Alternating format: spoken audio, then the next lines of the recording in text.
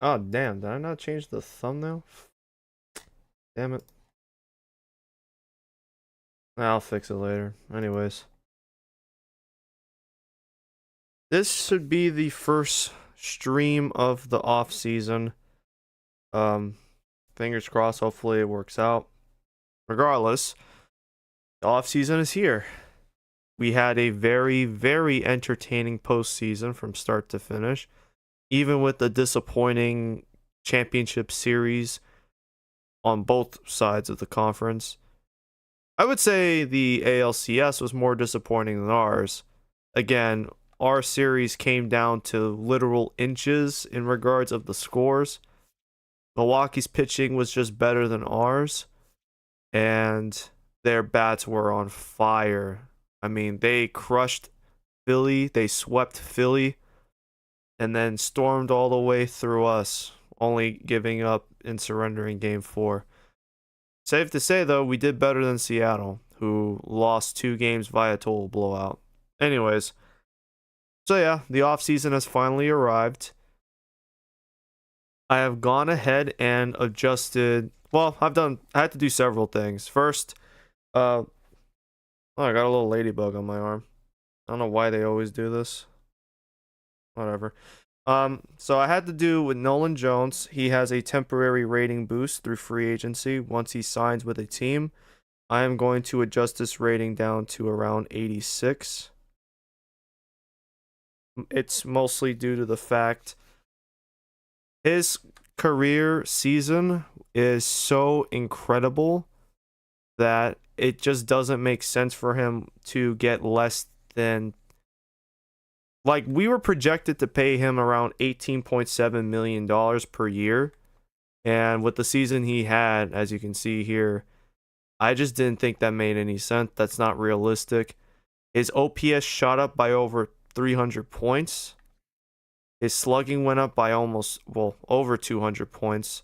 His on-base percentage went up by close to 100. And his batting average went from 286 last season to 347 this season. I just didn't think it made a lot of sense for him to just be a mid-80 overall player and get around $18 million a year. He should probably receive a fat stack of cash, a dump truck full of money and women.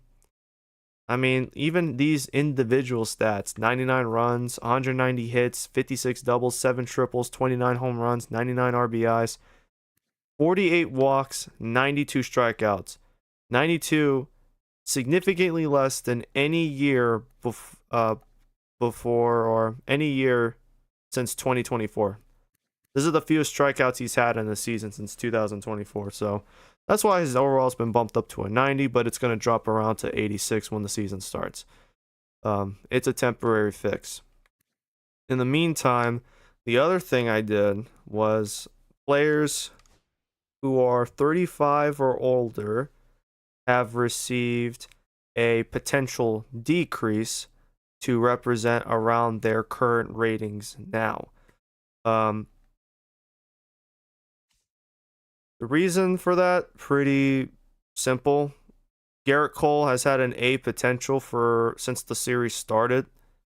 It does not make sense to leave a guy with an A potential with a 73 overall rating and he's 37 years of age.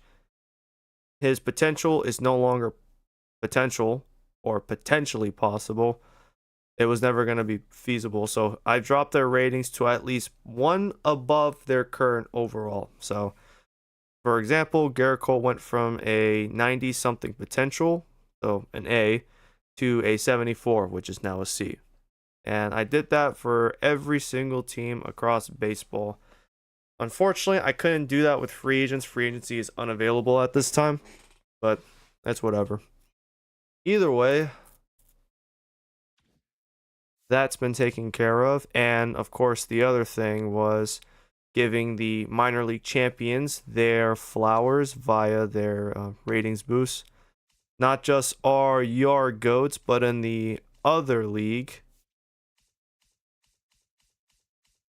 Now we're going to skip over here. The Tampa Bay AA affiliate Biscuits, Montgomery Biscuits, they would go on to sweep the Knoxville Smokies for their championship, their Double A championship,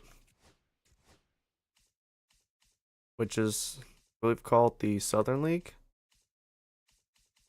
Well, basically, what happens is the Southern League plays against the runner-up or the winners of the Texas League.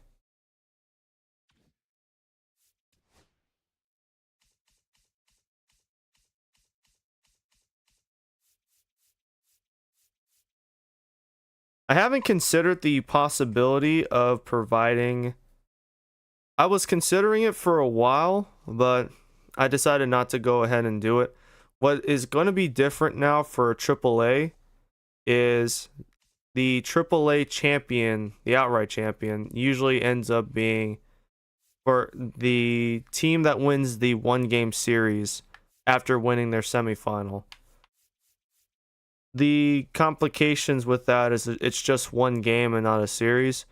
So I don't want to outright punish the runner-ups with nothing in AAA. So from now on, the runner-ups of the AAA championship receives a +1, where the winner receives a +2 because the winners not only win the championship, but they won their semifinal series, which is their division or conference championship. It's a semifinal. I didn't want to do that for Double A because there's 3 different leagues. 2 of them play against each other, or 2 are put against each other or pinned against each other, while the other is separate. The only way it would make sense to balance it is to basically make the Northeast division the winner of the East or Northeast championship. They would have to get a +2, whereas the other team in the other side of the conference, or basically the Yargos would have to get a +2 to their potential to sort of to make it even with the Biscuits, for example. The Biscuits not only winning their division outright against the Clingstones, but beating Knoxville, they would get a +2. So at this point, I'm just gonna leave it as it is and work from there.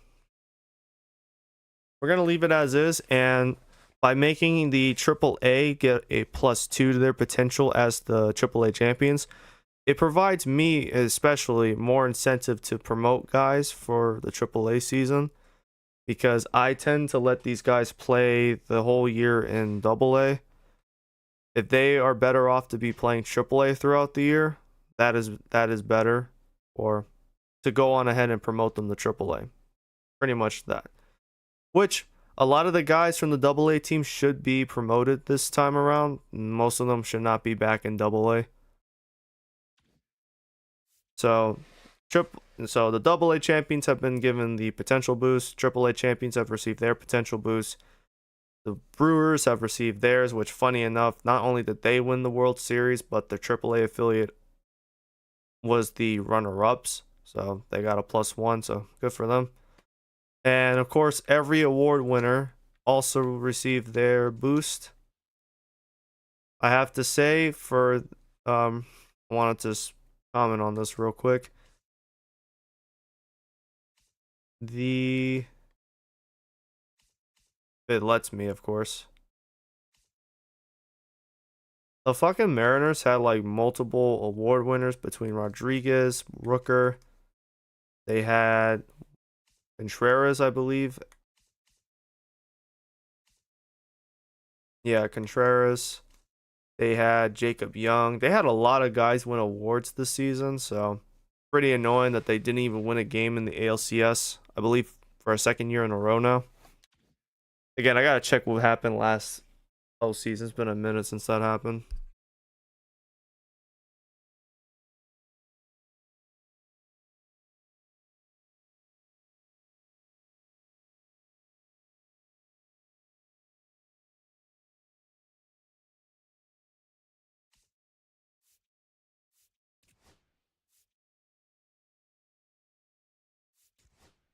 Oh, one last look at the postseason stats. Chase Dollander had a incredible postseason. 27 strikeouts, no runs allowed, and a whip of .34.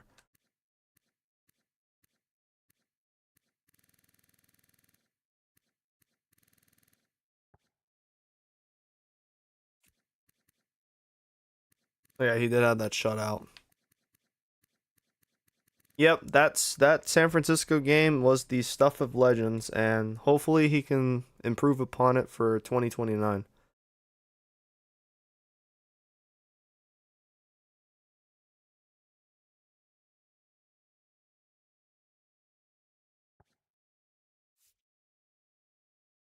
Dennis Eckert was a bit shaky throughout the postseason. Hopefully he can get better for next postseason. Luzardo was especially shaky. I'm really disappointed in how he performed. Clark Schmidt was actually much better than I was expecting out of him. We got some good outings from Assad. I think Williamson was pretty good. He didn't allow runs either. Montgomery, uh, yeah, he did give up runs, but I liked what he did out there. He was pretty solid. Alvarado, same issue. Hoeing, uh, didn't really allow runs, but it was Justin Slayton who threw a bad pitch in Game 1 of the NLCS that basically broke me. Like, we didn't stand a chance after that. We needed to win Game 1. We had a lot of momentum going into Game 1, and we fucking blew it. Outside of that, a lot of our relief pitchers did not allow runs. And that's just because we shut down the Giants and Dodgers batting lineups. They were completely, like, demoralized. In terms of our offense in the postseason, man, it left a lot to be desired. I'm really frustrated with how poor the offense ended up being. If it wasn't for Michael Tolia, we probably don't go as far as we did. Veen, Jones, Doyle, Harry Ford, they all have moments in the postseason, but it wasn't enough to stem the tide, and our bench was fucking putrid. I mean, Shunk didn't play at all. Romo had 8 at bats and only got 1 hit, I think, out of 8 at bats. Ruiz had 9, and he never fucking reached base if it wasn't for a walk, and I don't think he walked. And Amador had 3, so our offense was putrid this postseason. I hope this doesn't happen again, but it is baseball playoffs. Basically, you need to bring your stuff or you're not making it very far. We're very lucky we got as far as we did with this lineup performing the way it was. But we'll see what happens from here. We'll go ahead and clear the stats.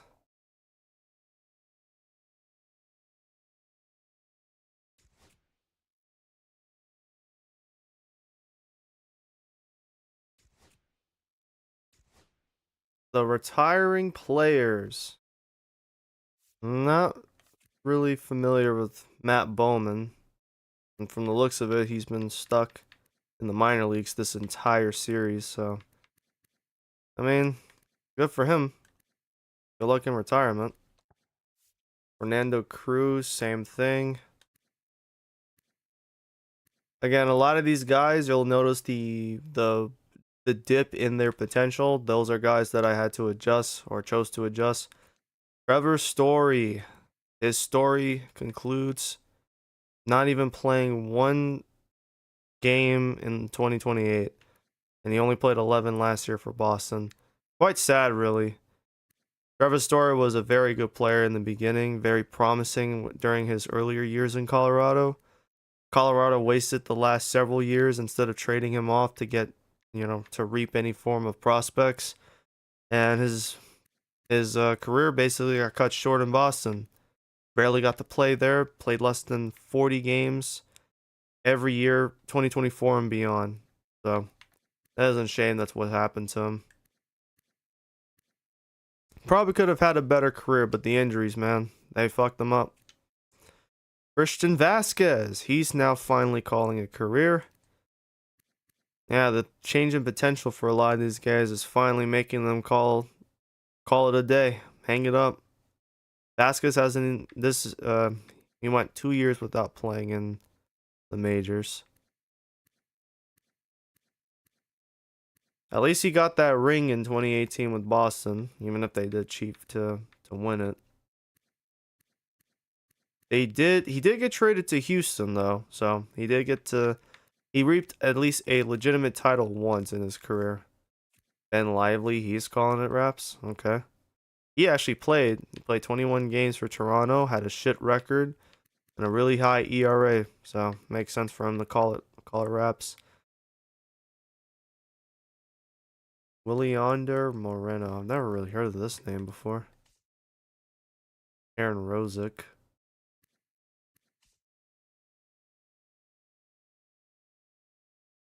I think that's pronounced Yoander Suarez. Wyatt Olds. Currently isn't old for a guy who's 29. Rob Refsnyder.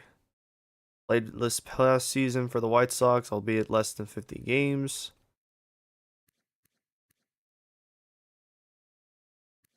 Not too bad of a player during his playing days, but he unfortunately was at the wrong places at the wrong time.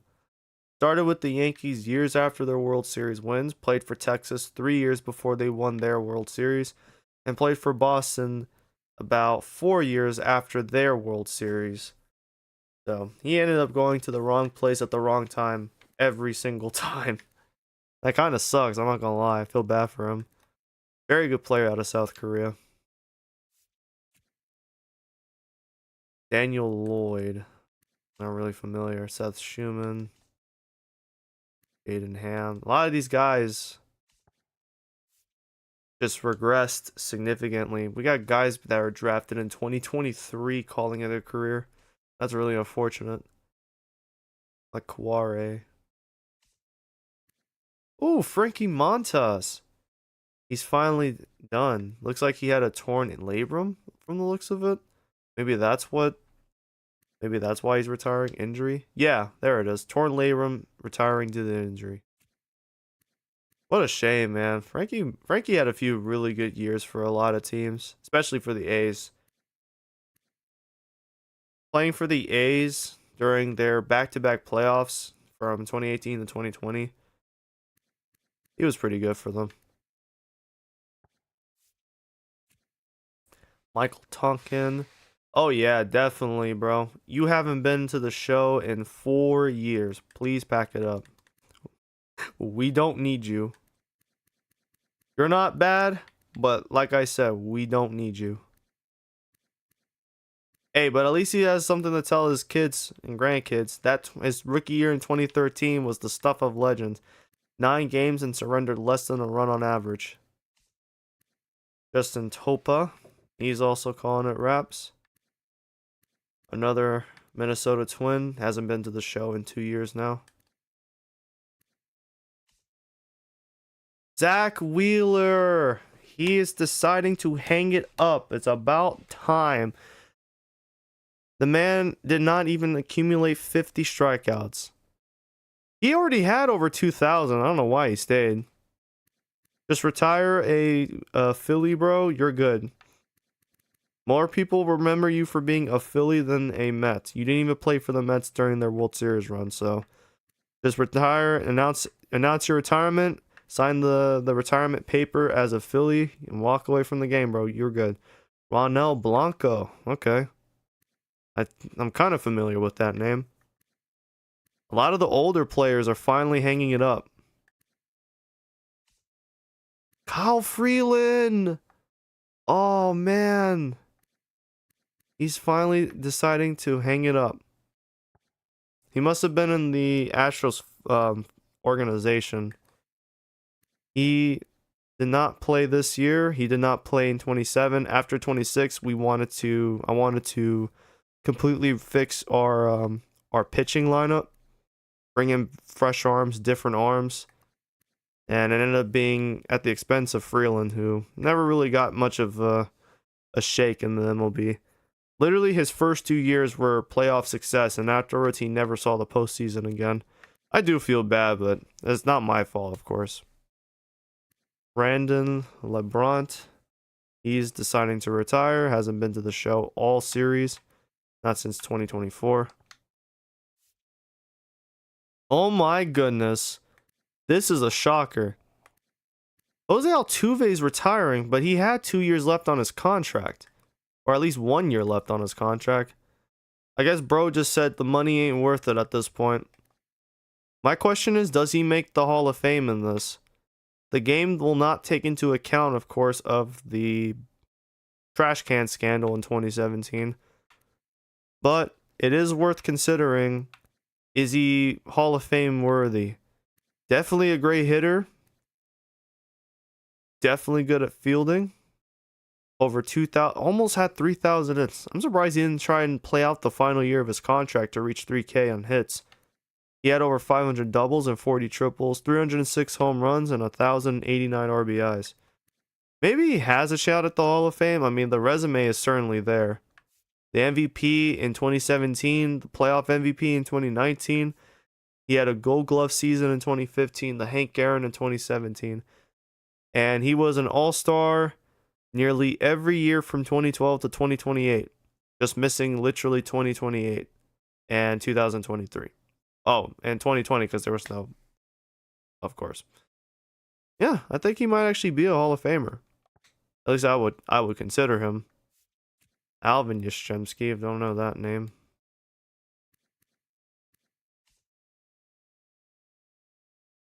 Shadon PV House.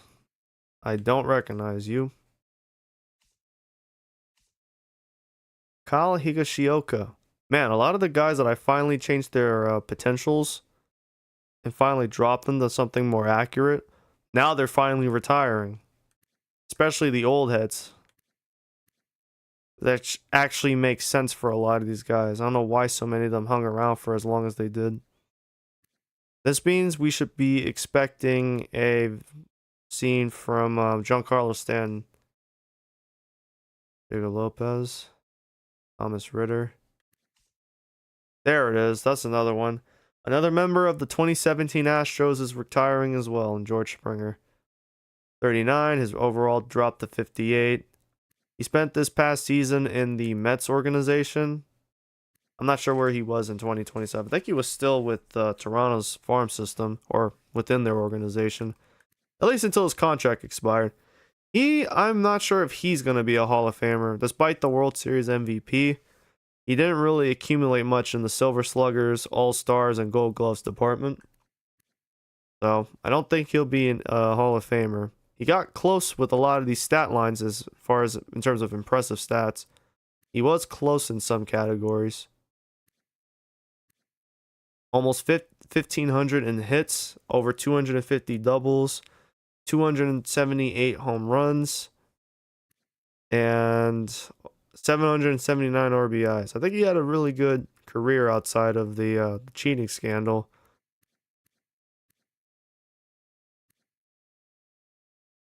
But I don't think it's Hall of Fame worthy.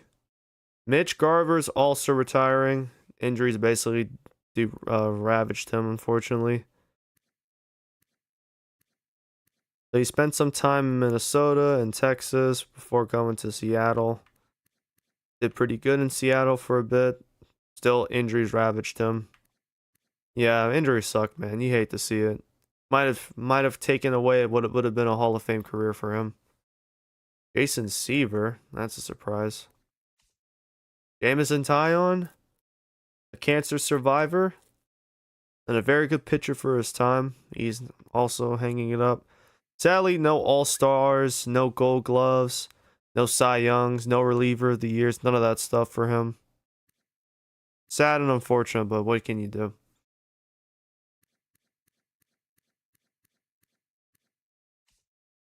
Brandon Woodruff. Woodruff is going out on top. Bro said, I made my money. I got my money. I got my World Series ring. I'm fucking off.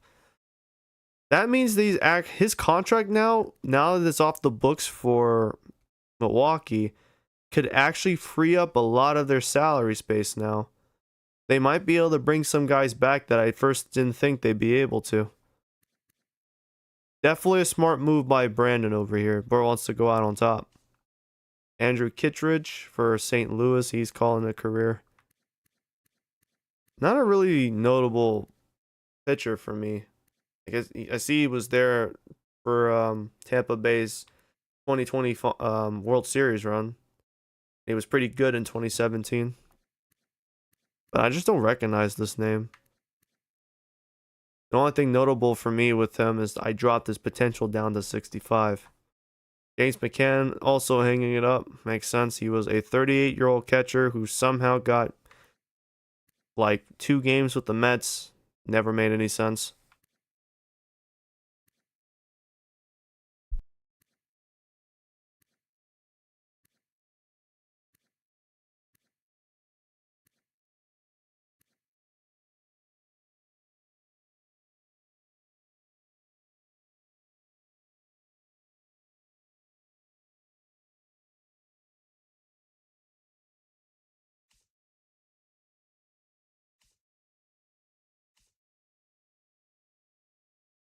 Jorge Lopez, he's calling it. At least he was there in Baltimore during their championship year. I'm not sure if they sent him a ring or something.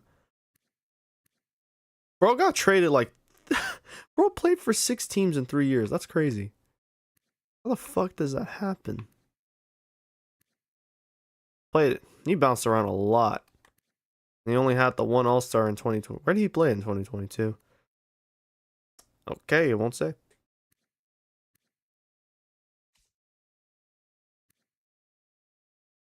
I don't recognize you. At least you were with the Mets during that magical NLCS run, so you have that at least to hold your hat on. Juan Mercedes. Again, don't recognize him. Ross Adolph. Scott Alexander. Don't really recognize you either. He looked pretty good though in his early years. Oh, when he was with Kansas City for 4 games in 2015. He might not have pitched for them during the World Series though, so he might have missed out on a ring, unfortunately. Don't recognize you.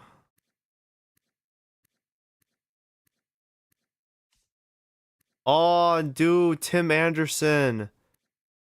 I didn't even get a chance to fix his potential. He's just been fucking terrible ever since 23, man. He fell off the map hard. I'm not sure what happened to him in real life, man, but he's like a case study for baseball players. The swinging punch of Jose Ramirez ended this man's career. I didn't even think this could be possible. I'm gonna be honest. If I ever encounter Jose Ramirez, the last thing I'm gonna do is get in a fight with him, because if this could happen to him, if this could happen to you, what happened to Tim Anderson, it can happen to any of us, and don't test that man.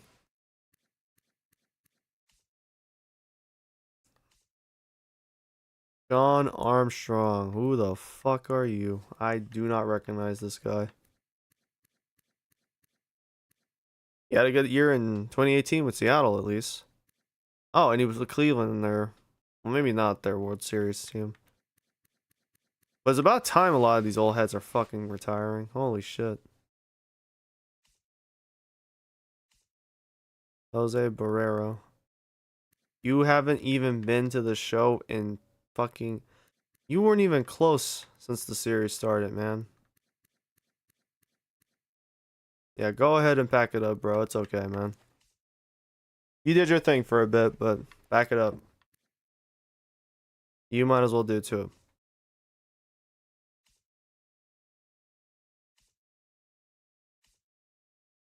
Oscar Brazoban. I like that name, but too bad he's retiring. Not much of a career for him. It's very short. Butchburger. Kind of a fire name. Who the fuck are some of these guys? I don't even recognize most of them.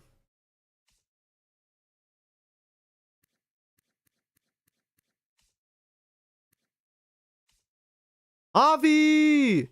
He's calling it. He's calling it. He's deciding to retire. I don't think he's making the Hall of Fame with the lack of awards, but he was very good for his time. And with us, he was. Well, his batting average unfortunately regressed, but that's just because. I don't know. I think we gave him.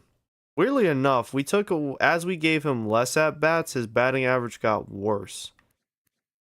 But I'm gonna miss him in the Rocky Mountains. I do appreciate him for his time here.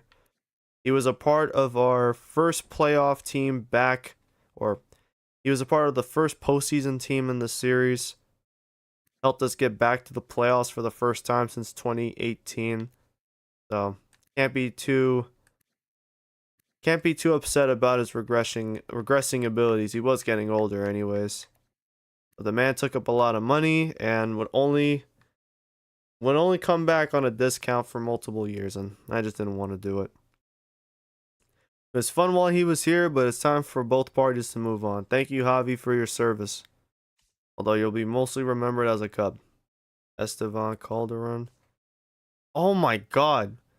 Players from the 25 draft class have already decided to pack it up. This might have been happening this whole time while I wasn't paying attention or noticing, but it is crazy seeing a guy from the 2025 class retiring now. We are entering year 5 after all, so. Connor Capel, I don't recognize you, my guy. I'm sorry. Luis Castillo, I don't recognize you either. That name kind of sounds familiar. Andrew Chafin. I don't know why. I'm mistaking his last name for you know, like when your leg, you guys ever have like irritation like in your inner thigh or something? That's like, we call it chafe. Yeah, I was thinking of that for some reason. I'm not laughing at him. I'm just laughing at the word chafing. Or chafe. My legs are chafing, you know what I mean? I do apologize if I have upset anybody. I also don't, because I'm not trying to offend somebody. Or anybody, for that matter. A whole lot of nothing all the way down here.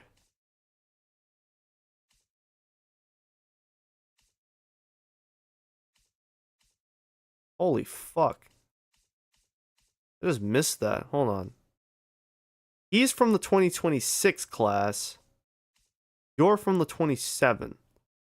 So we just got guys just leaving at this point because they're just trash. That's 2 more guys. That's now 5 guys I've seen from these draft classes retiring. That's crazy. I'm guessing, though, we're not going to see anyone else.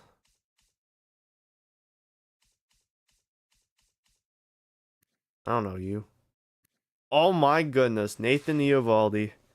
He regressed hard. Jesus Christ. I didn't even realize how badly his decline had been. One of the biggest contributors to that Texas World Series run in 2023.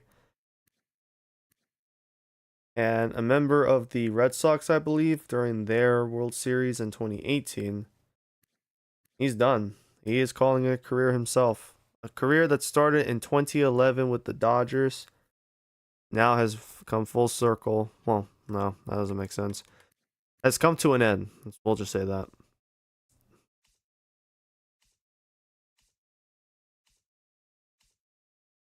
Avisail Garcia. Man, Venezuelan and Hispanic names in general. Some of y'all got some fucking banger names. I don't really recognize Avisail, however. But that name is fire. Yimi Garcia, he's calling it. He was in LA for their 2018 World Series, Miami for their fluke playoff run. And he was in Toronto up until 2026.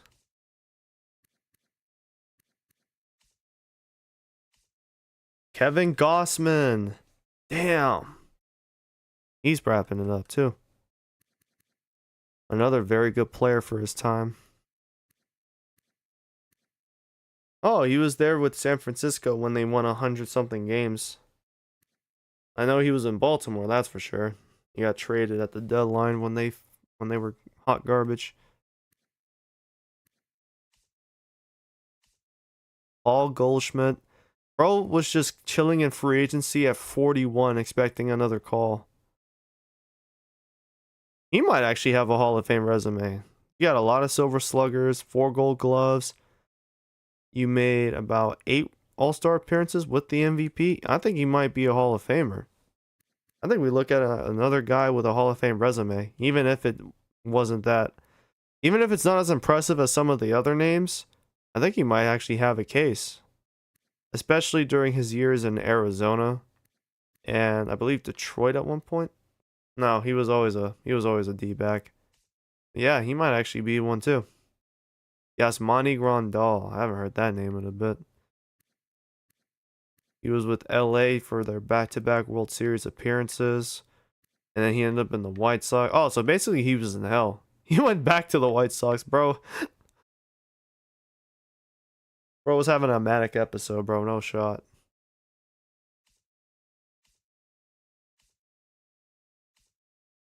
Jason Hayward. I've heard of that name, but I don't really know him for like. What would I know him for? Oh, he might have been one of the contributors to their World Series chant. He was with the Cubs in 2016. That was before, and then before that, he was in St. Louis and Atlanta, so maybe I've heard of him there. Corey Holland, Connor Hollis, TJ Hopkins, Joe Hudson. Bro, what the fuck is that? Just one game? For who? They didn't even recognize it.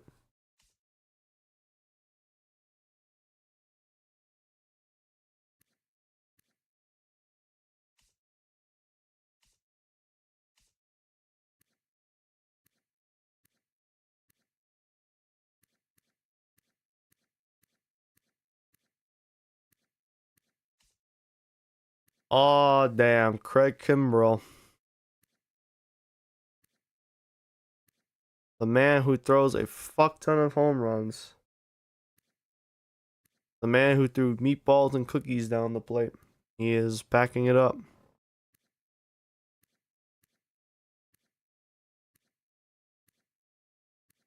I don't think he. Nope, he was with Boston in 2018. So he was a part of that cheating team in for their World Series. Yeah, it's not enough to be a Hall of Famer. Sorry, Craig. Good run though. That cool? Not so much. Not to say it's not a bad career though. Not too bad.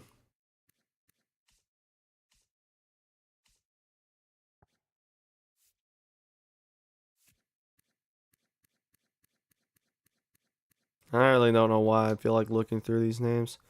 I think it's because I'm looking out for that one name that I recognize. Michael Lorenzen. I do recognize him for sure. But I mean, not like a highly notable player. He was with the Reds in 2020 for the postseason run. He's been in the league for a minute. Damn. Oh, Seth Lugo, another Rocky. Even if his um even if his time in Colorado was very short. Still hurts to see though. Only played 13 games for us because of our I think it was an injury to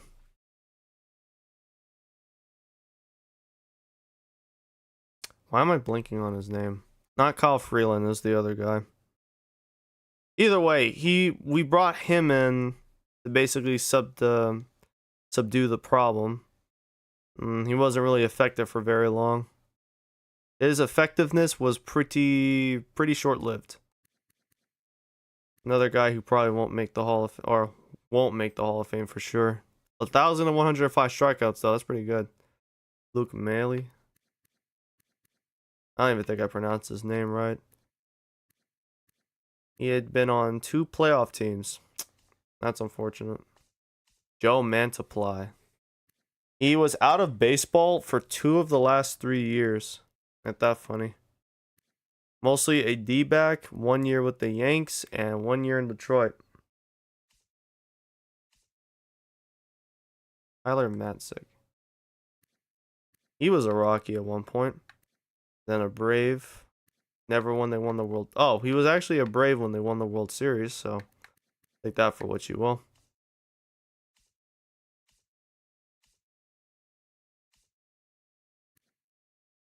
Billy McKinney.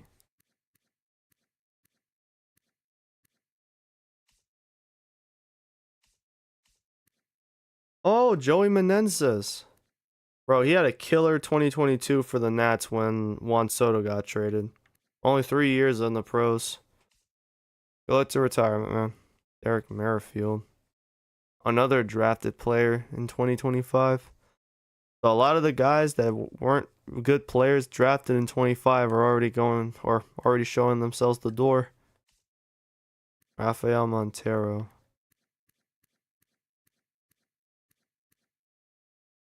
Oof.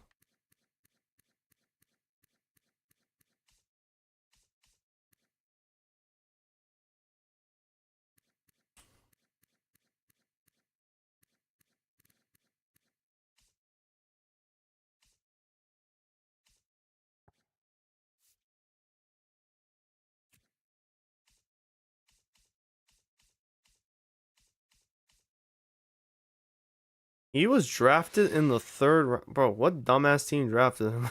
What the fuck?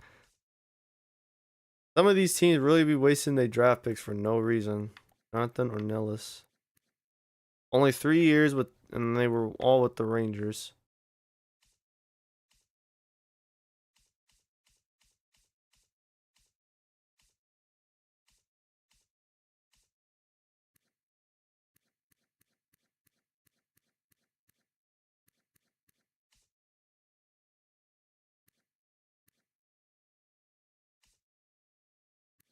Damn, Brett Phillips.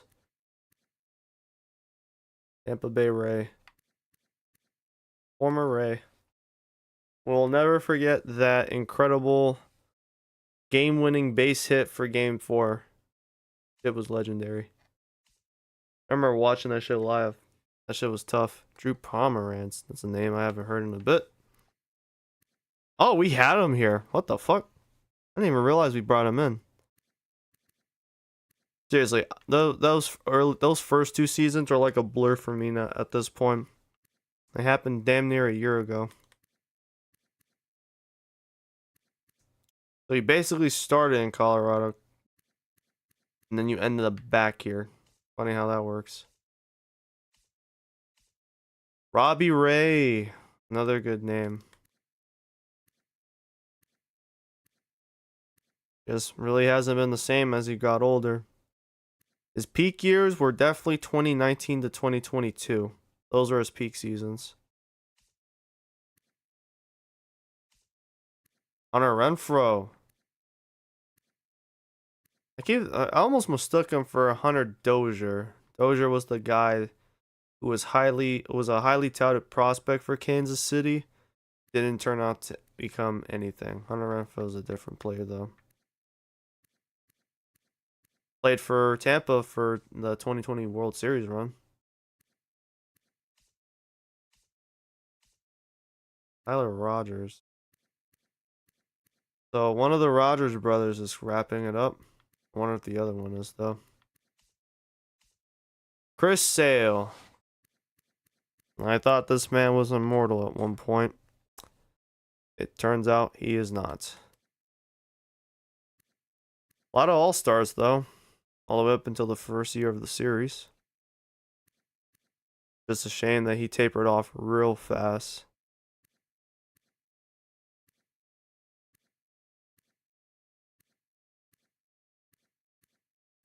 Too bad his only World Series championship is tainted.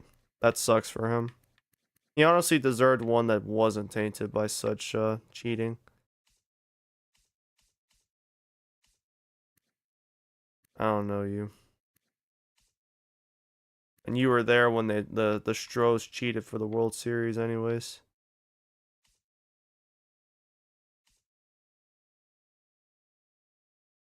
Jackson Smith and Jigba's brother, huh?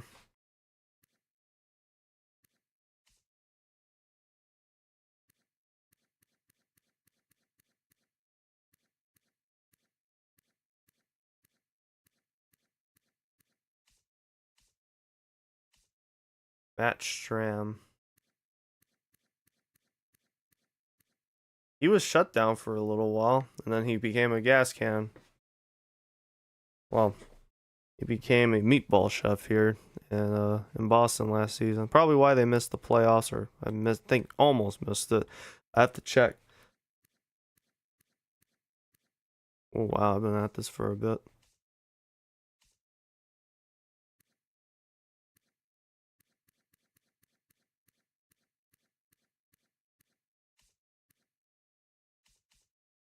Michael A. Taylor. I recognize that name. Yep, part of the Nats World Series run 2019. A Nats legend we will never forget.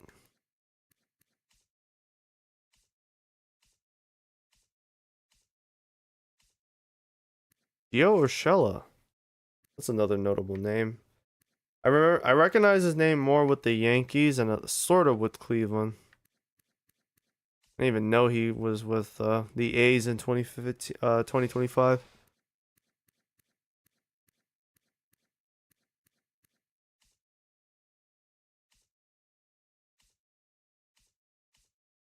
Michael Waka. I always liked that name. He was with St. Louis when they were the runner-ups in 2013. He never was in the World Series after that, unfortunately.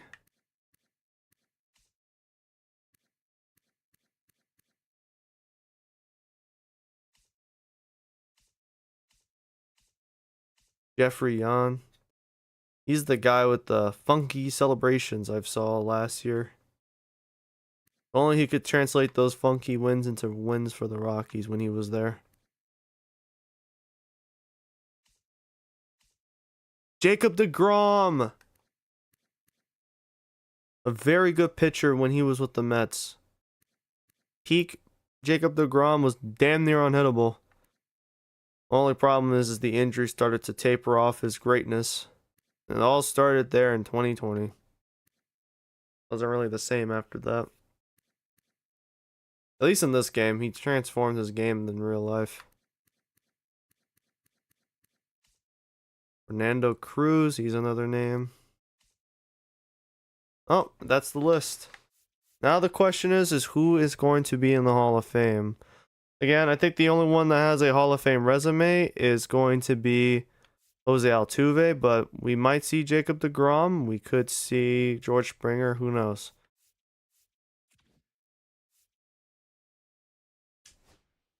Yep, called it. Jose Altuve. He's the only one making the Hall of Fame. Hey, he got a bag and he's making the Hall of Fame. Can't go wrong with what he's done. Again, I'm kind of surprised.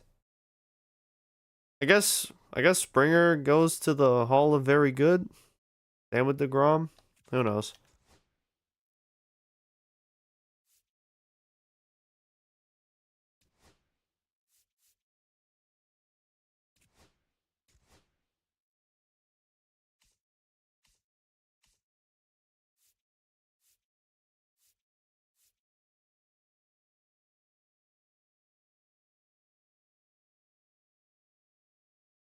We have an available budget of 129 million. Hold on, what the fuck? How the hell did we get team team expenses are now are at the moment 179. Total revenue was 306. So that's why. Holy fuck, that's a lot of money.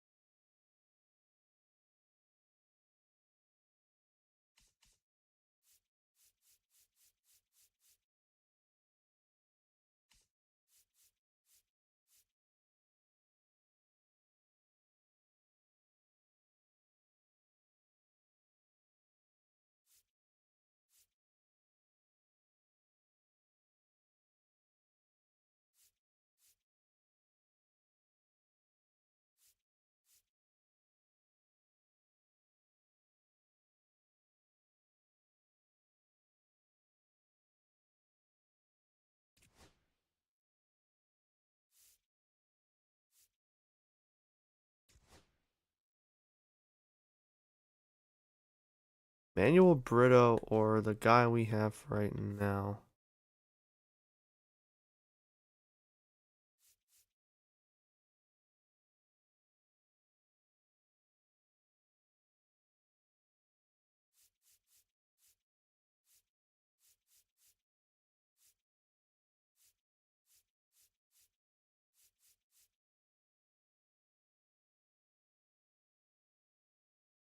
I'm not sure.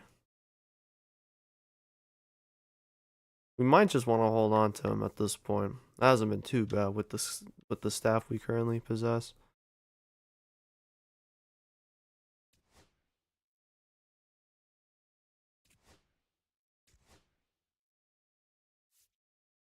So 20.8 million now is the most.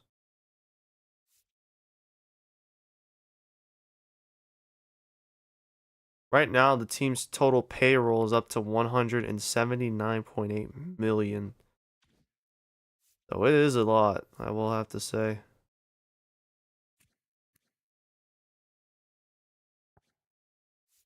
Again, I think in terms of who I want to bring back, I'm already going to go ahead and do Nicky Lopez. I've been meaning to bring him back.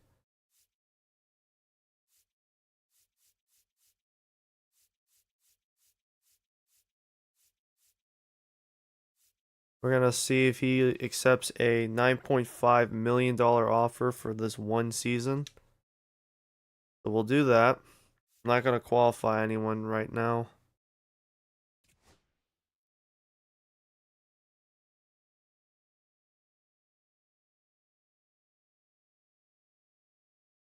I could tender him a qualifying offer. If I do that, I receive an additional draft pick. So there is that I can take into account. As far as Esturi or Ruiz, I don't think I feel like bringing him back. He's not a bad player, but I don't think he's what we need right now. In terms of Moron, he was a deadline acquisition. He was basically a rental we got.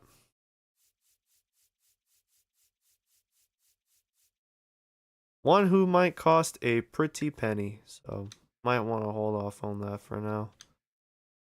I don't want to use up a qualifying offer, especially if I don't have to.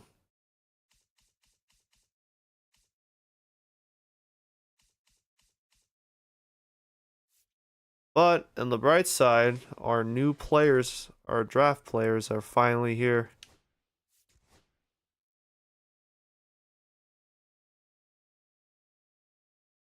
My boy is not that tall.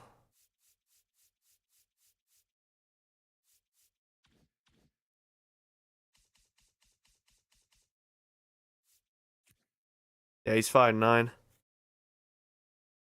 Bro got that only 3 inches taller than Jose Altuve. But he's got very good stats, and he bats left.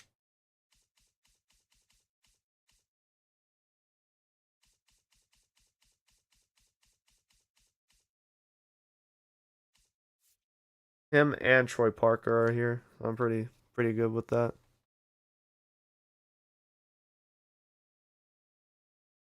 His fielding is terrible though.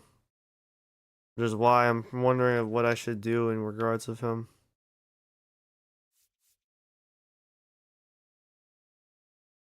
We are over the player limit, I will say.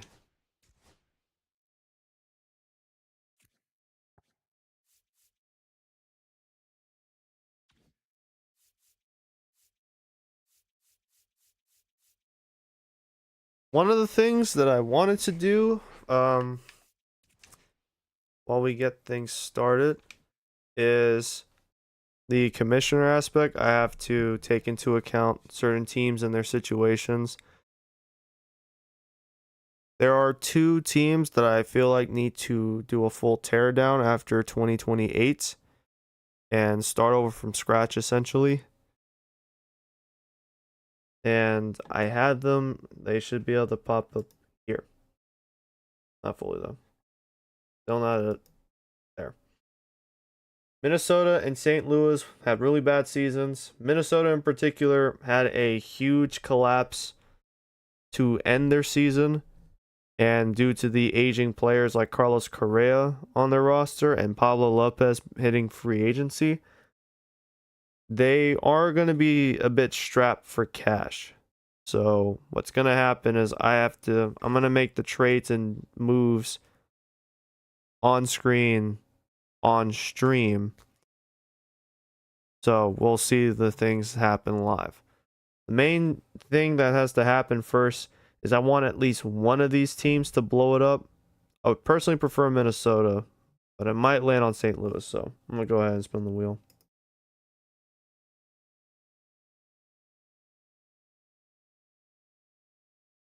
Well, fuck you, St. Louis. Bro, St. Louis can't catch a break. Dude, did they even have... I didn't even remember what their roster looked like. What the fuck did they have? Yeah, they had some older players. Savale, he is going to have 2 years left on his contract, so it's a more manageable situation for him. They have a couple of veterans throughout the roster that they can probably get rid of as well, if they can at least, and just bring on a full youth movement over here. They have young guys, they have young pieces too.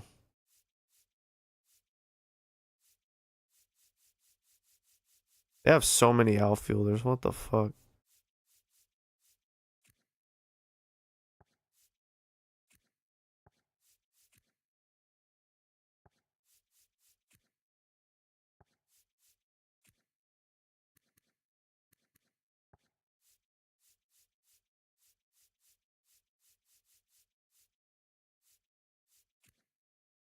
Yeah, they got a lot of they got guys that can move off the roster, bro. They weren't even playing Pedro Paez to finish the year. They had him bumped down to AAA.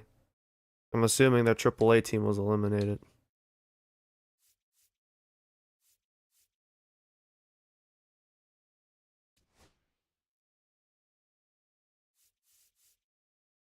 But yeah, I don't really plan on re-signing Ruiz. I want to see what Morone gets in free agency.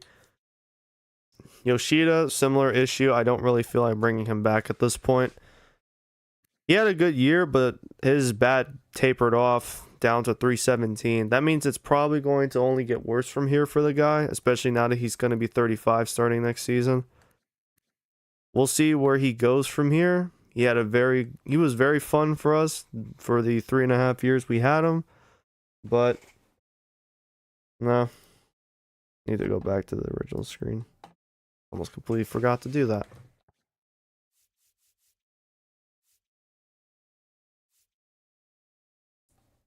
And then again, Nolan Jones, a lot of his rating is temporary.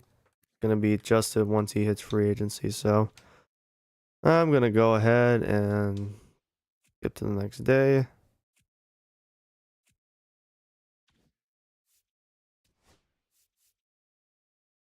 I'm trying to avoid going up to 10 million for Lopez, especially with the other guys we have to deal with.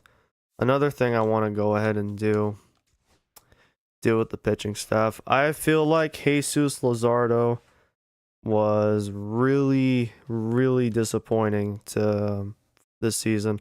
Less strikeouts than last year. His ERA went up, more walks allowed. He allowed just one more home run than he did last season. I don't think he's going to get much better from here. He has a good defense behind him, so it's really just his own doing at this point. So what I wanted to do was just go ahead and dump his salary, get it out of the way, get it over and done with. So I want to see what offers we have for Luzardo. It shouldn't be too hectic because he has this year and next season on his contract, and then that's it. It's done. So I am curious to see who has anything available. All right, that's going to be a problem. Nobody wants to spend money, I guess.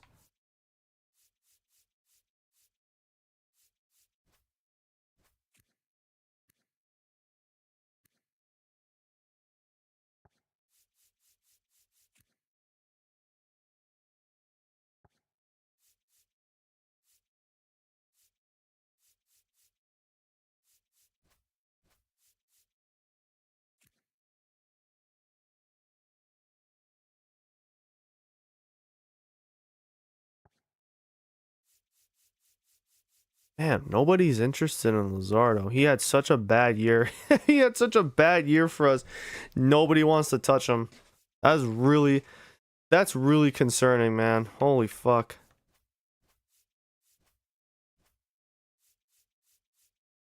One thing I wish I could do is trade guys to other teams and then they can sign them, but I don't know what it is, but a lot of the time that doesn't actually happen.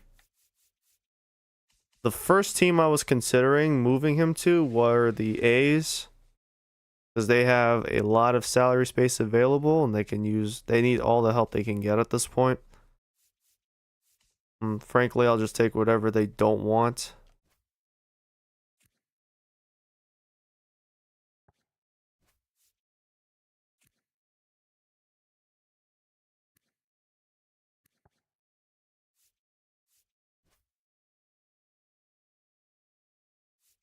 Yeah, we're gonna have to sell really, really low on Luzardo. Again, I don't think he's a bad player, but he did not live up to the standards that I set for him. His metrics were down by every single standard. For the A's, moving with Luzardo can actually help him out a bit. Luzardo or Luis Severino is entering the final year of his contract. So this should be good for them. They'll have a option to actually use for next year. And could even be their number one pitcher on the team. Weirdly enough, I think I want to stick with Clark Schmidt for another year. See how he does. I think he was pretty good in the postseason where it mattered most. Luzardo, not so much. I think this is now 2 years in a row where he was a meatball chef for us. So I don't want to keep running with that.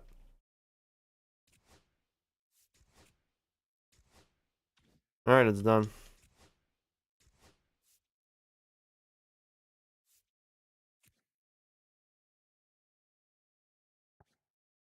This guy, I'm really not concerned.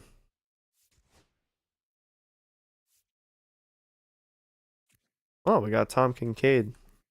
Almost forgot about him. Man, he might be a work in progress. I'm not gonna lie. Drafting him in the first round the way I did, I was really hoping he'd be a lot better than a fucking 52 for a college player, but we're just gonna have to roll with the punches at this point.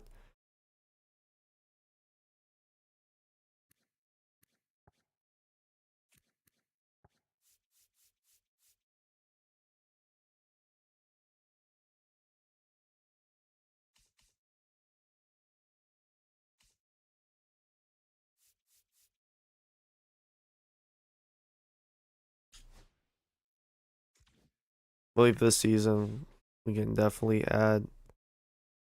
We should have 30. We have 35 on the 40 man, so Alton can finally be moved up here. Because he's gonna be like on the MLB roster day one. It's not even a debate. John Sullivan, we already know he's gonna be up there, so we don't have two lefties this year, but we'll at least have one with Sean.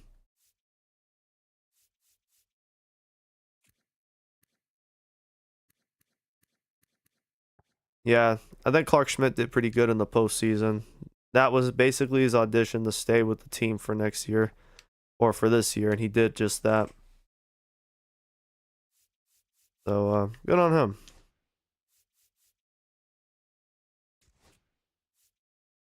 Well, I guess I'll hold off on that. What else do I want to do? How much do I have now available? Still 136. Still pretty good.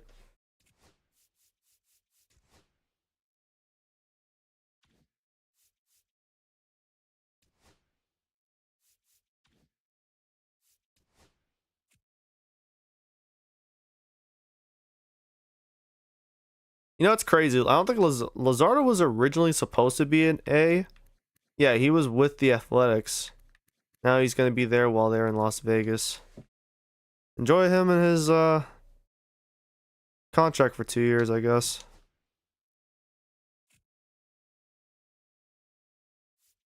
No, because I really don't want to use a. You have to remember, qualify offers. You send them the qualify offer. They go to free agency. Team still has to pay the guy.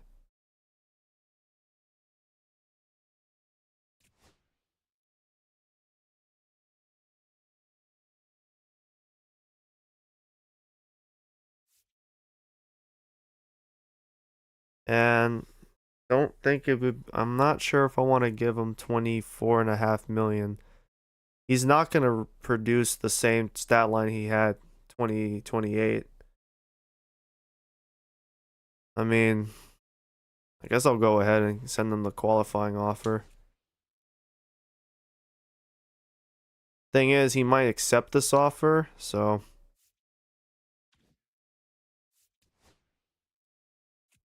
we'll still need to move him at some point. Now we're in free agency.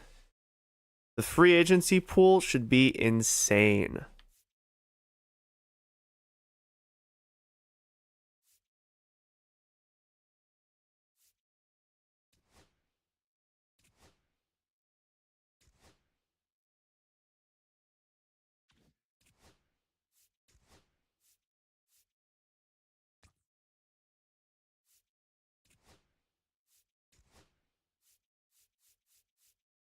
$3.5 million, bro. You're insane. Nope.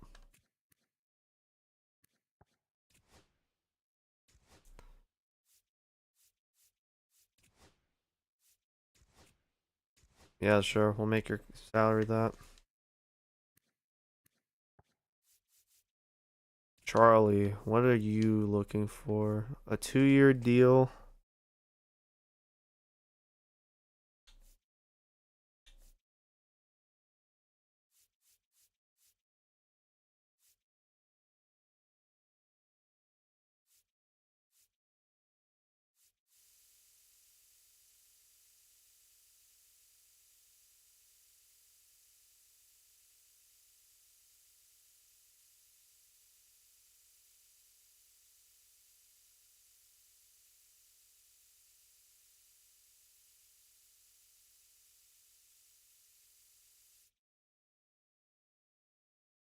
I would need to give him $46.2 million for the next 6 years. So we'll hold off on that for now.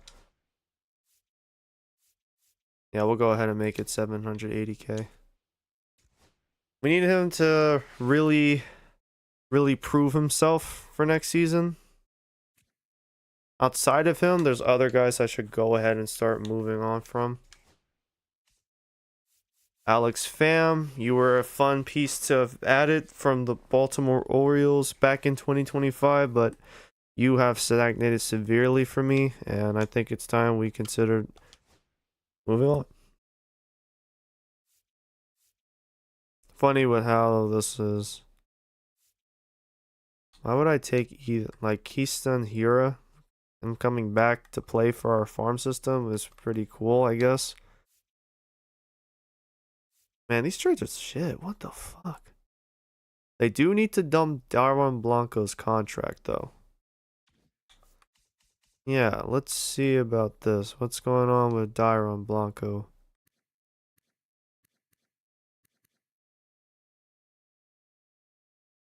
Thing is, though, I don't really want a Darwin Blanco on my team. I think I have something better in mind.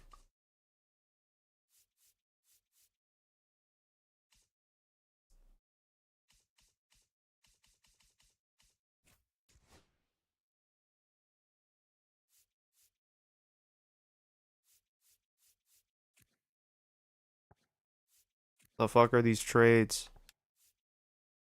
Dog, I'll just take like a shitty prospect or something. A guy with little to no expectations.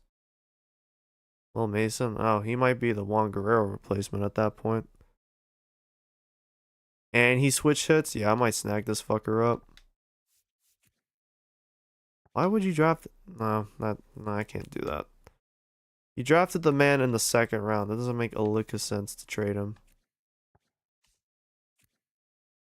Ty Pete. Would you really be willing to? And second thought, hold on. Wait a minute. Wait a minute, sports fans. Hold on. They had a reliever that fucking gave me work. I think it's you. You. It was you. Yoandres Gomez.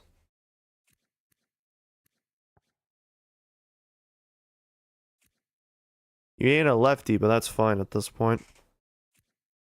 I think we can work with you. Now we have a...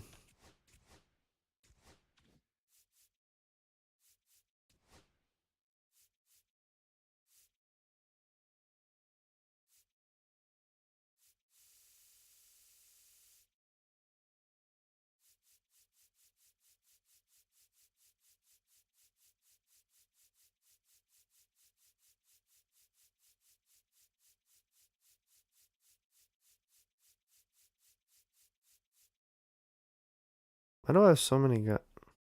Nah, I know why. Never mind.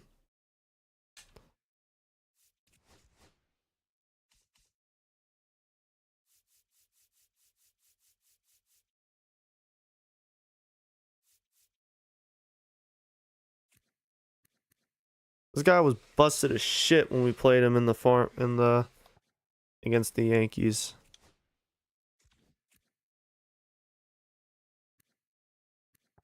Yeah, we'll leave him on AAA and see what he does.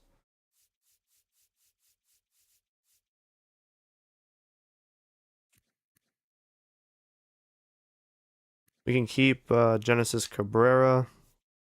He can replace Adrian Moron.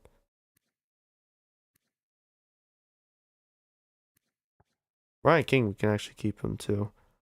I actually want to move on from Justin Slayton. I think we should sell high on him. He didn't do well for me in the postseason. He was much better in that regular season, for sure, no doubt. He's on the last year of his deal. He's worth $3.5 million.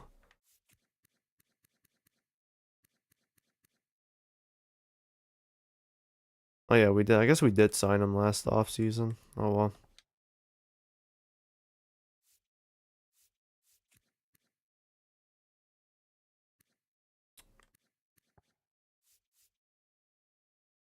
Jose Akiti? Really? This is the best you have to offer? What the fuck, Baltimore? There's no way y'all don't have some like dog shit player you don't want.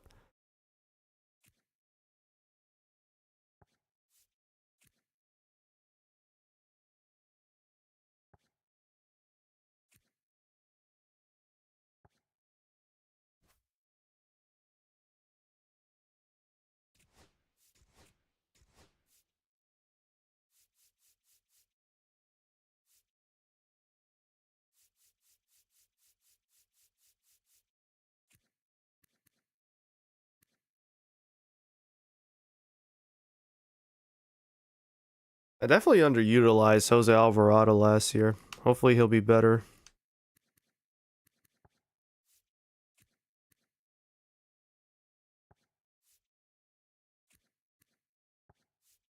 I have a lot of guys on arbitration.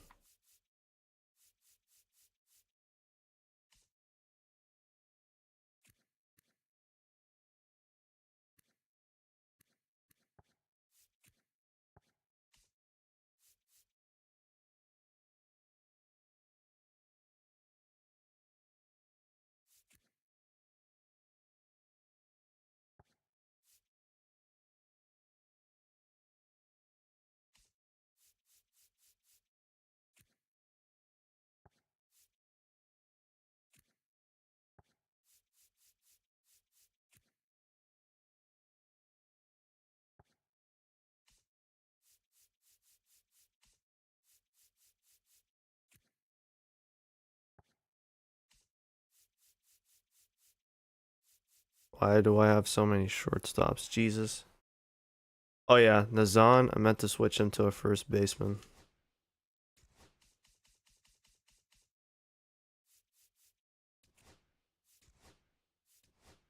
Wrong one.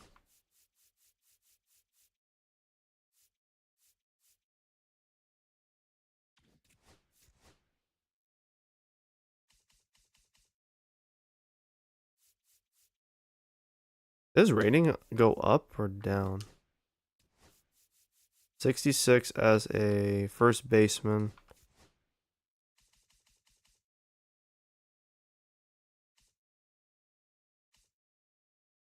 Yeah, it went down. I mean, it's not too bad. 66 is still pretty good. He can still play shortstop. But at this point, I want him to just be a natural first baseman.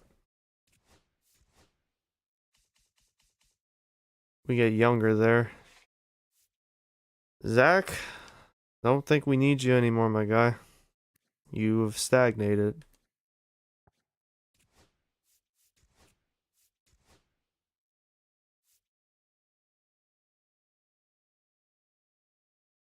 McGrath, I think you can.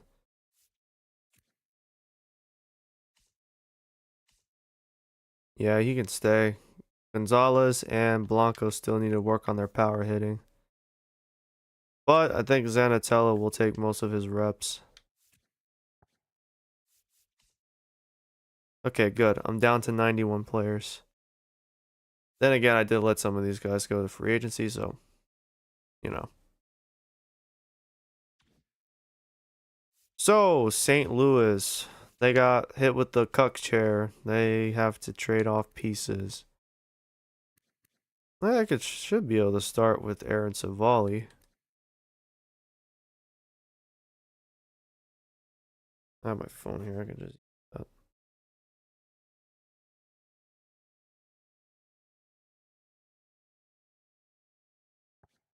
We're going to start. We need to do this first before free agency actually gets moving.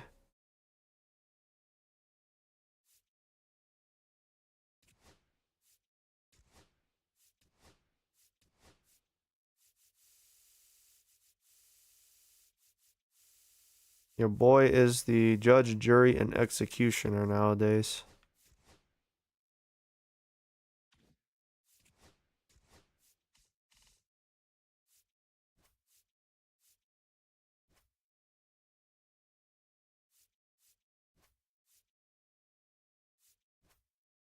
Hello? What the fuck?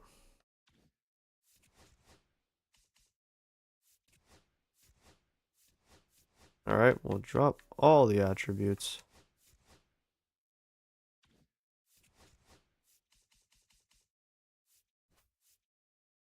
How the fuck does he have so much value despite his rating dropping like this? I made that boy's fucking rating plummet to the crater to the earth. How the fuck does he still have a rating?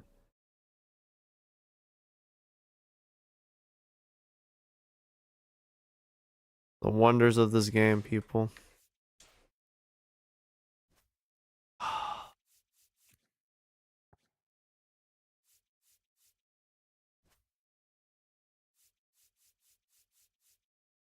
Why do I have to give you two of my prospects?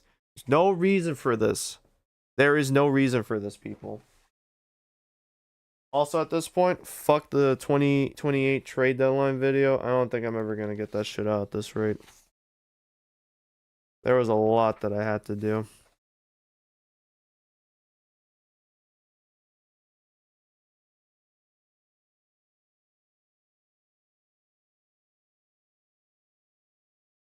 Man, fuck it. I've been using these two anyways. As before. Pedro G. You know.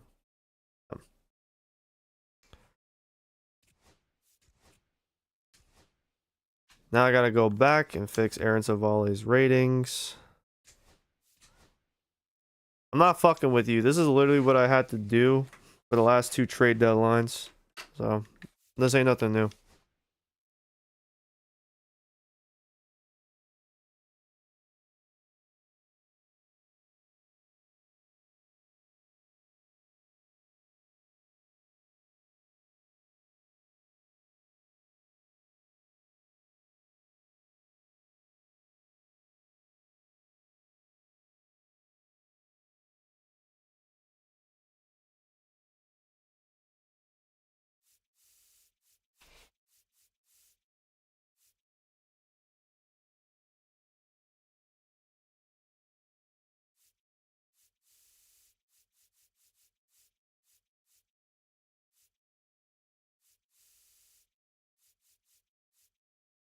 Like a really funny team would be Arizona.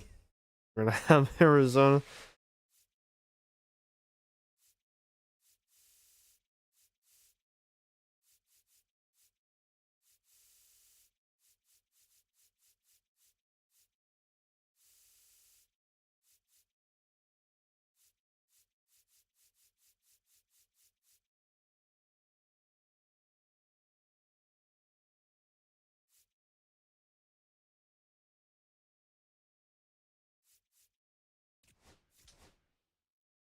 Anyways,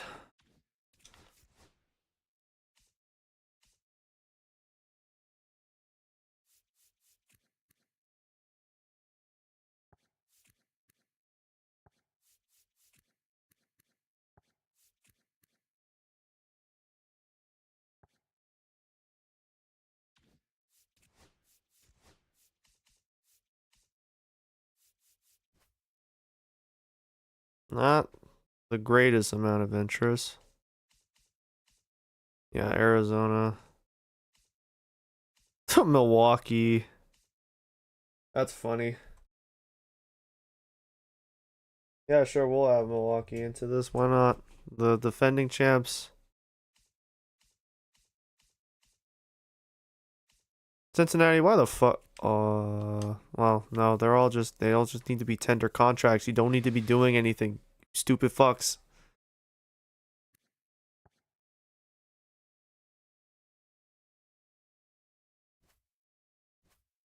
Not even interested. You are not serious.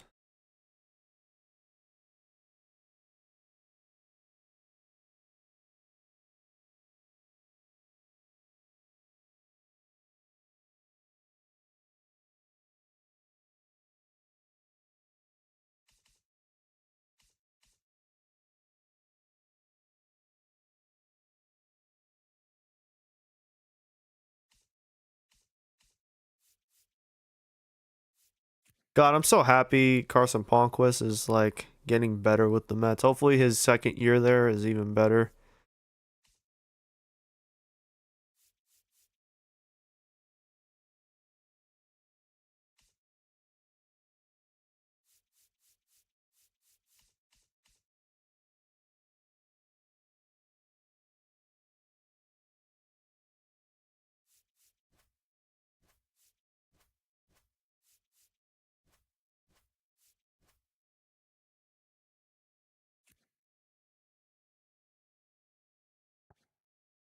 Yeah, this should work.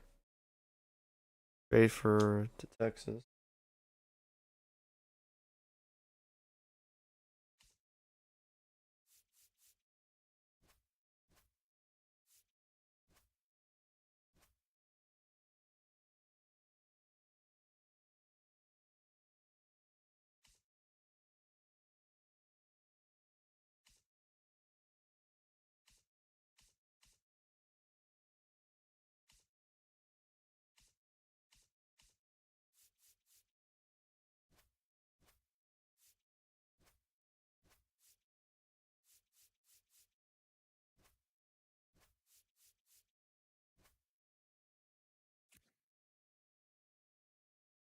Brother, he was your first round pick last year. Why the fuck would you be ready to ship him off already? You morons.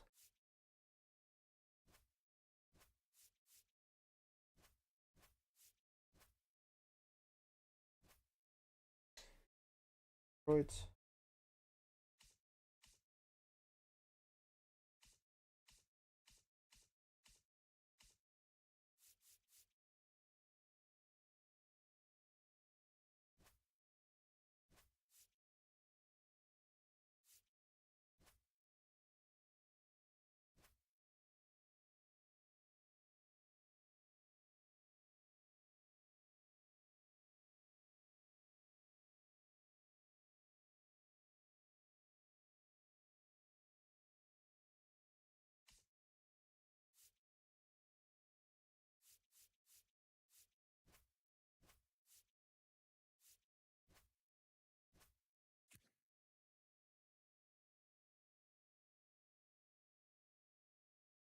Oh yeah.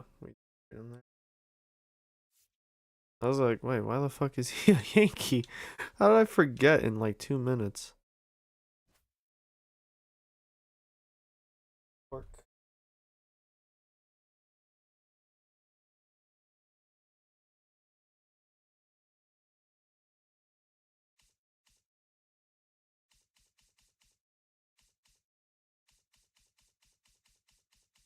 This might be a long night. I don't know how much. I don't know how much I'll do tonight, but I'm definitely gonna keep going more later this morning.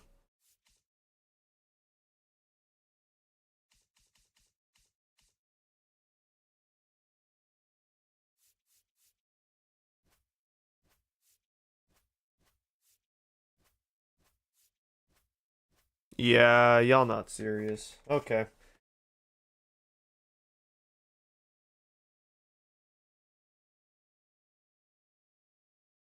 Need a better transition, but this is gonna be as stretch as it gets. All right, here we go. And these are the teams that will be looking to acquire Aaron Savali. Roll it.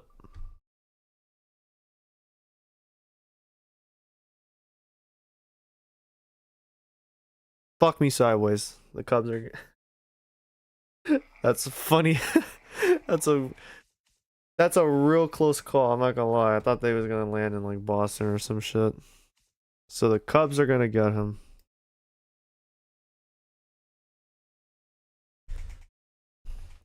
That's good. At least he's on. They're already here on the screen.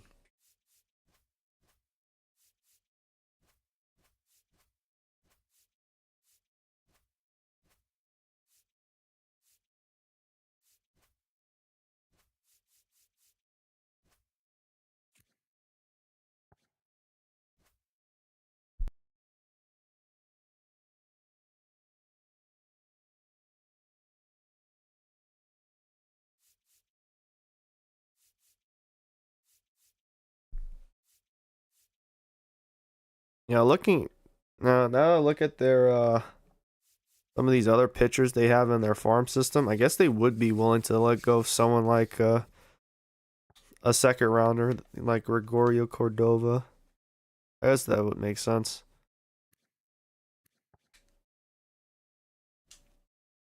So it'll be a 1-for-1 trade. I want to jot this down for notes.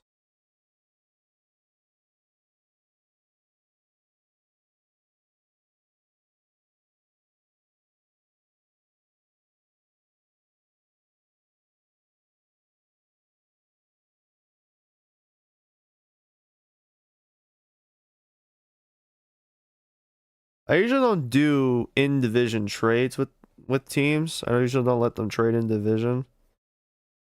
But I can start making exceptions from now on. I think for Chicago, despite them being division rivals, Cordova is excess goods when you remember that David Coe and Dino Robles are also here, both from the same draft class as Cordova, so they should be fine. Plus, they got this guy Drew Gray they seem to be really hooked on. They got Edmund Walters they drafted in 27. He looks like he'll be on the show pretty soon. Now we have to send over Cordova. Where the fuck is Cordova? All right, there we go. Kindly give me back my players, please. You greedy fucks.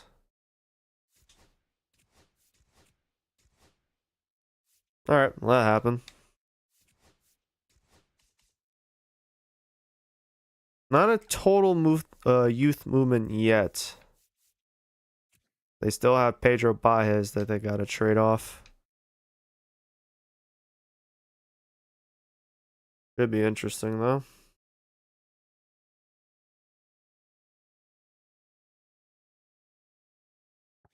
He'll be the next man to go.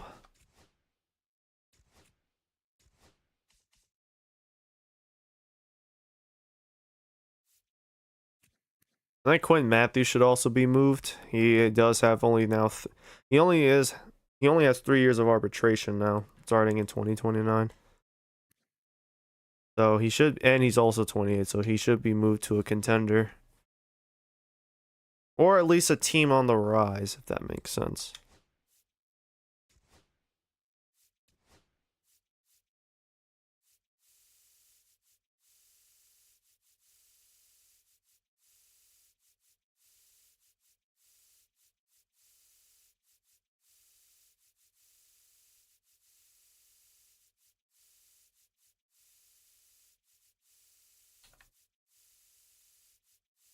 See, doing this on screen is going to be long and agonizing and brutal, but it's going to be long, agonizing, and brutal anyways.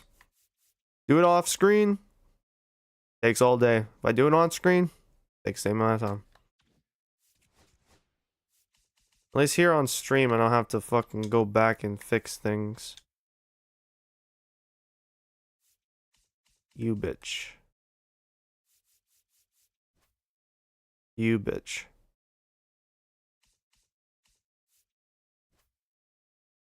I don't know why the Cardinals are being so goddamn greedy, but fuck it, whatever. I guess we're adding Cordova into the mix. I need to remember him.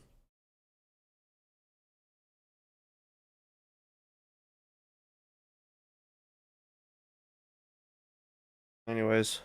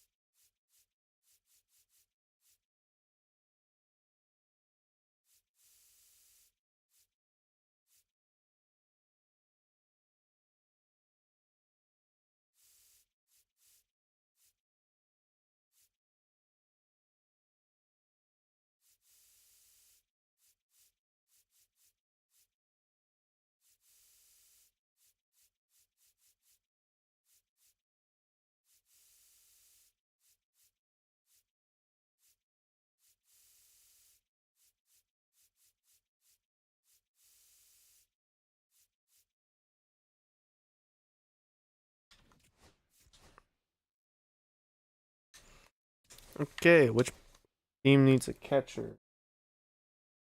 Watch it be the. You know what's funny? The Cubs are a team that could probably use him.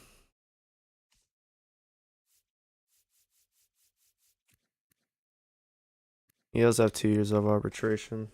But basically. Oh, my phone went off. That's why. Sorry. I got distracted. Sorry about that. Sorry about that. Man, it's like a total youth movement going on in St. Louis. Impressive.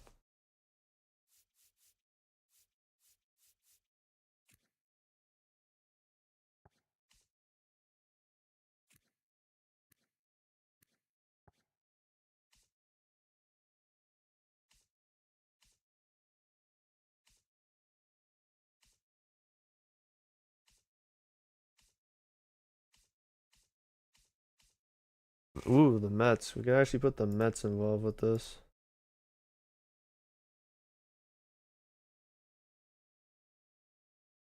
I think that would be funny.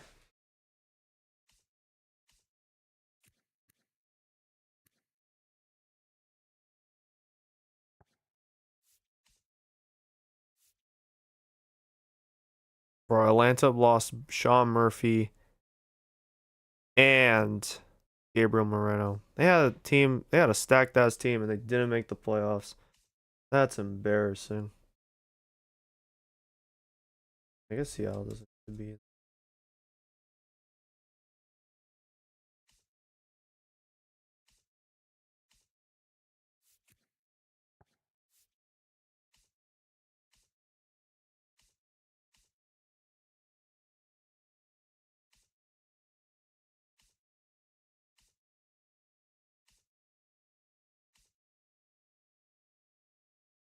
Tampa Bay still doesn't have very good catcher depth. That's rough sledding.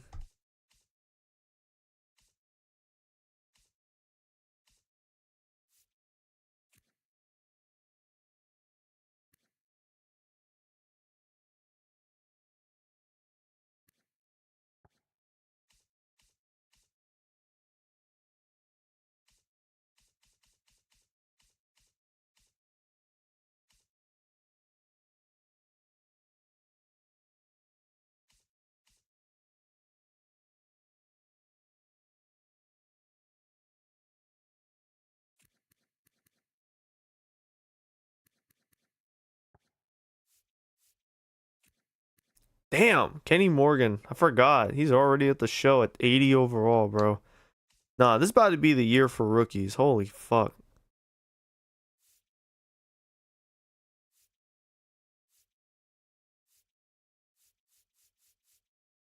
Where the fuck is the White Sox generation? Bro, the White Sox drafted a shortstop that's generational. Where the fuck is he? Yeah, hold on. Time out on the field. I gotta check something. Yeah, where the fuck is your generational talent at shortstop? Where you at? Yep, there he is. Harry McGregor. At this point, do you even need Colson Montgomery? He only plays third base. He at least plays both. Yeah, why the fuck is Connor Griffin over here? When the fuck did he get here? What the fuck did the Pirates do? Yeah, why do you even need you have all these shortstops available. Why do you need Colson Montgomery at this point? He hasn't even been an all-star since 2026. You only have 2 arbitration years left on him. I guess it's gonna be 6 teams.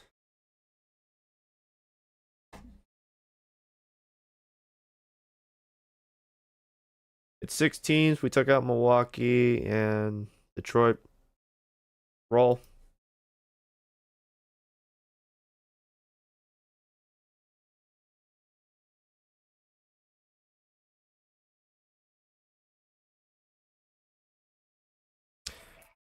Okay, it's Tampa.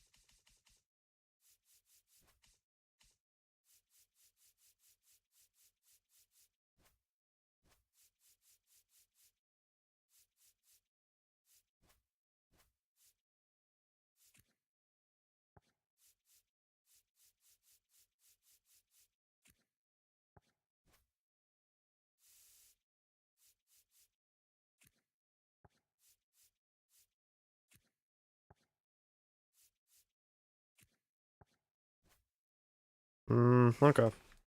This should work. So, running down.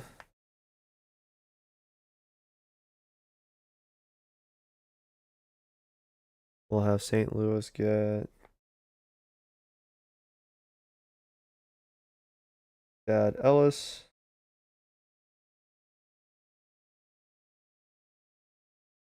Dan Madden.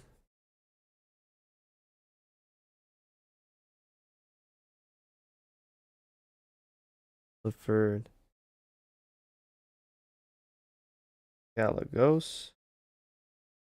Tampa Bay. I didn't fucking put the B in front of the T. Tampa Bay gets Pedro Paz.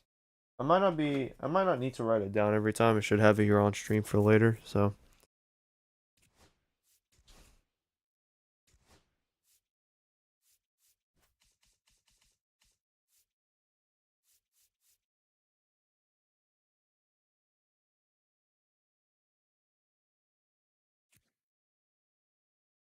I had to drop them.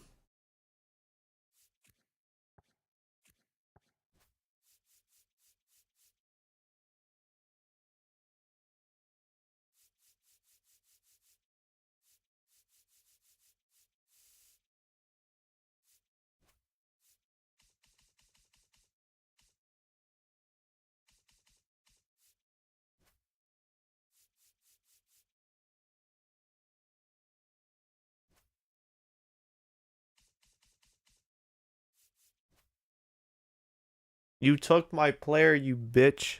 Fuck you mean? Fuck you mean, bruh? Amazing. I gotta give this guy a fucking rating boost. 38 for contact against righties. Fuck it. 38, and we'll just say you're an 80.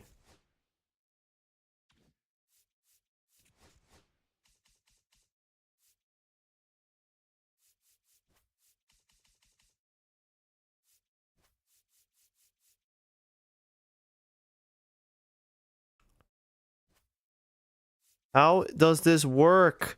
How did you make it worse? How is it worse? Okay. They're like, no, he's even less valuable now. How the fuck does that make any sense? 38 and 41. For the love of God, the CPUs. I might have to take a break for the rest of the night because this CPU is about to piss me the fuck off.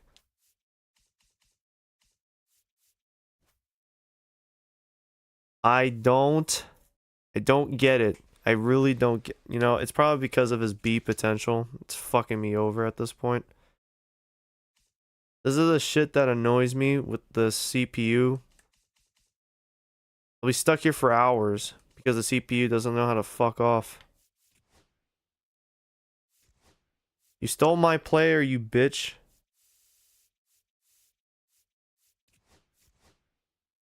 I want my players back.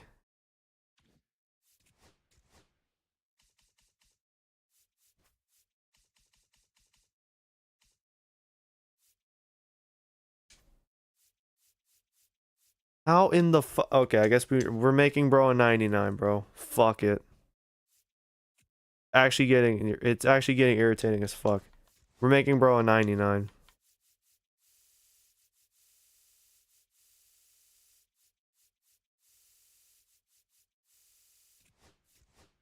There is no reason I need to go through all of this. But here we are.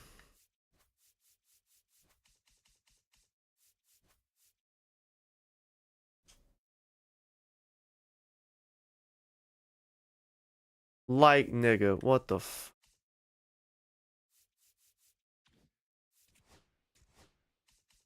Hold on. Fucking believable.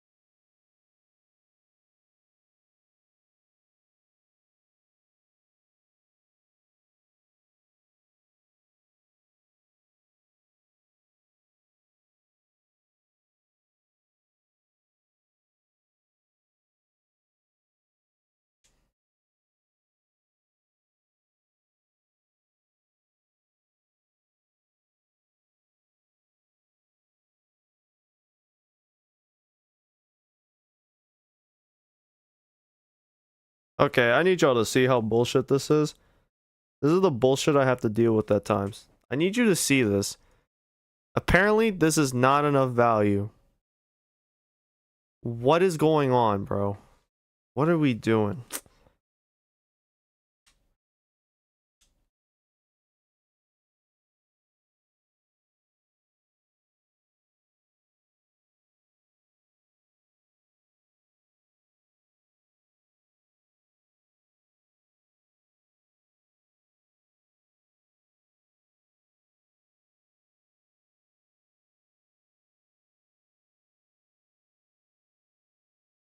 I have to go through all this bullshit because the game is fucking retarded.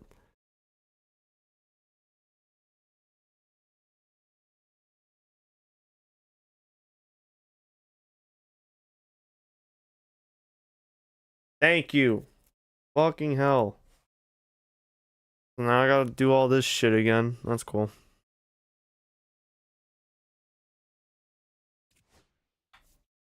There, take your fucking trade. Jesus Christ, now I gotta fix all this.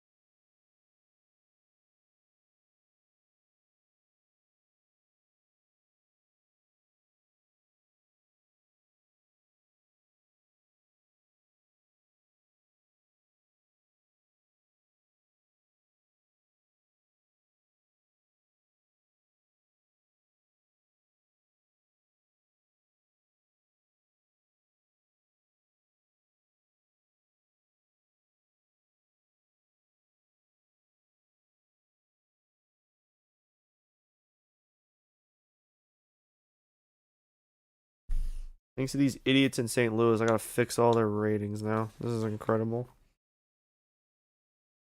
Like, bro, there was no reason for that. None. I think I took it up by 4. Yeah, it was 4.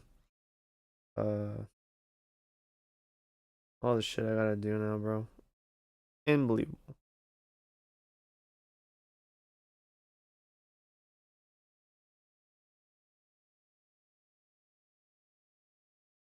Yeah, this is basically what I've had to do for a while now.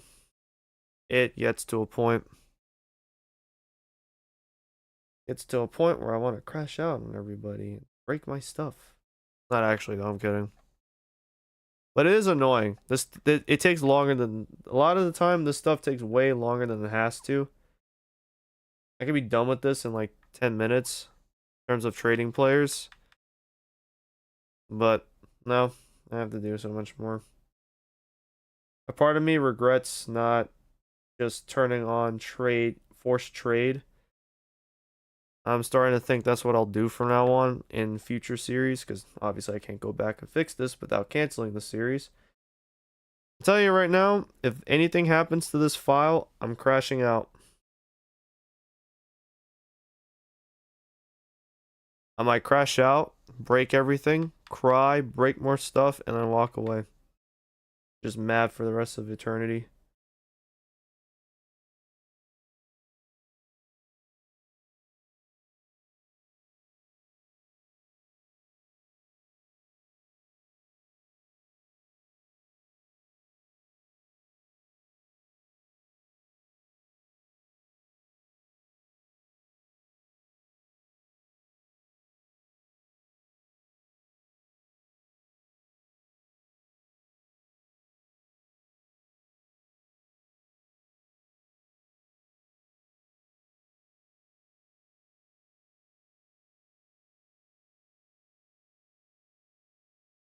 I wish you could just turn it back on, or you can turn it on and off whenever you chose, because then it'd make my life a lot easier. Either way, what's done is done. Finally moved them to a new team. They have a decent catching prospect in Chad Ellis backing up Blake Mitchell.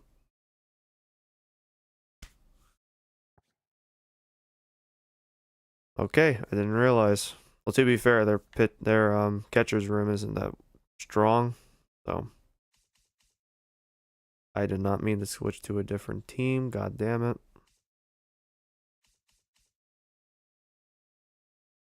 I think the last guy that needs to go should be Quinn Matthews due to his arbitration raise, but frankly, he could probably be traded during the season. I'm gonna be traded at the deadline, so yeah. It's safe to say St. Louis has had a full-on, not full-on, but they've had a quite the youth movement. They just have Ernie Clement, Lucan Baker, Casey Smith. They got a few veterans lying around, but they don't really have much value themselves. That should be it, though.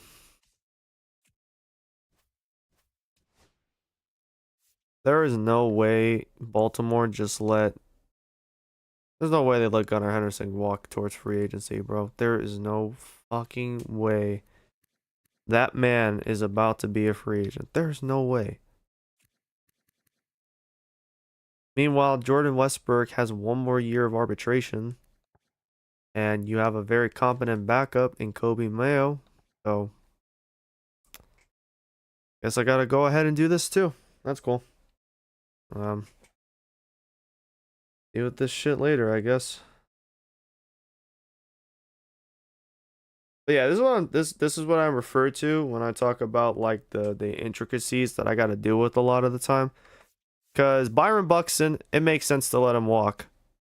Colton Cowser is on the last year of arbitration. So is Jordan Westbrook. Why are they still here? Why would you not re-sign Gunner? Why wouldn't you just do that? He's a free agent now. Like, are you fucking dumb? By the way, free agent market off the charts. This is an insane free agent market. This is a crazy free agent market to have. Gunnar Henderson, Yordan Alvarez, and Ronald Acuna, all 99 overalls. You know, now that I look at it, the salaries they're asking for are not too shabby. Arizona, what the fuck is this? Why is Ketel Marte in free agency? You traded guys for this very reason. Yeah, I'm about to be devastating a lot of these fucking signings, bro. This is about to be nasty. The amount of the amount of free agent signings I'm about to just flat out veto or about to go. This is about to be a generational veto offseason. Tyler Glass now. I forgot he was a free agent from LA. Like, it makes sense for him to be a free agent. The Dodgers can't pay everyone forever. You know, they wasted a 101 win season. Byron Buxton makes sense to be a free agent. You know, they traded to get him. It worked out. They went back to back with Byron Buxton on the team. It made total sense to let him walk. He's already 35. He's back chasing at this point. Logan Webb, he's another guy that I'm probably gonna have to veto his signing if he doesn't go back to San Francisco. Anthony Volpe, probably gonna do the same because I don't think the Yankees have a shortstop. Well, you know what? Now that you think about it, now that I think about it, Ellie is still up for grabs. Oh, fuck me. Do I go ahead and do this? Do I already go ahead and do the Ellie De La Cruz sweepstakes? That's like the biggest thing about this this whole fucking free agency period. Because Baltimore no longer has Gunner. Gunner's in free agency. Hamilton's on the final year of his contract with the Sox. Final year of arbitration, mind you. And the Yankees, yeah. I think we might as well go ahead and get started. So we'll put down those three teams I named from the AL East. God, I can't believe this is already hit. Ladies and gentlemen, hold on to your nutsacks because this is about to get pretty ridiculous. Why the fuck do the Tigers only have 81 million as a team salary? What the fuck are you doing? Sign your guys, you idiots. Actually delusional.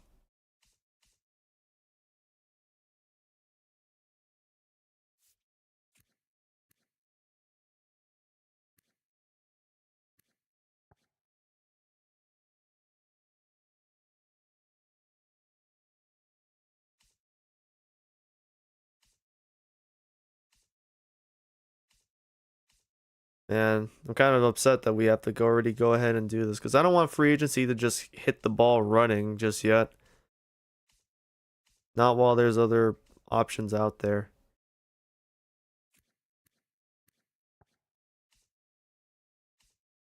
I want to add Arizona to the Ellie sweepstakes, but they need to bring back Cattell first. God knows that they actually will be able to do that. Yeah, that's manageable.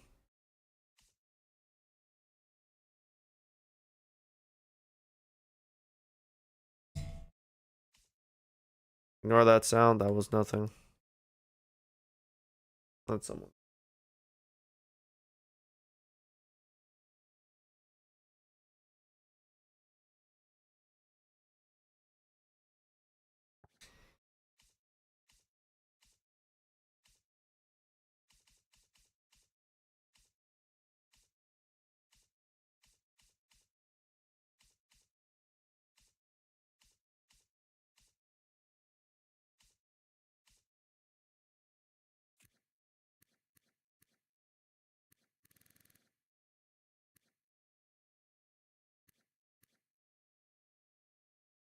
Yes. I guess Chicago can hop along the sweepstakes, although personally, I would really prefer they don't get. Well, not gonna lie, I would prefer if Chicago didn't get Ellie, but you know, can't be a dick. We'll let them have a chance at him. This order sucks. Hold on.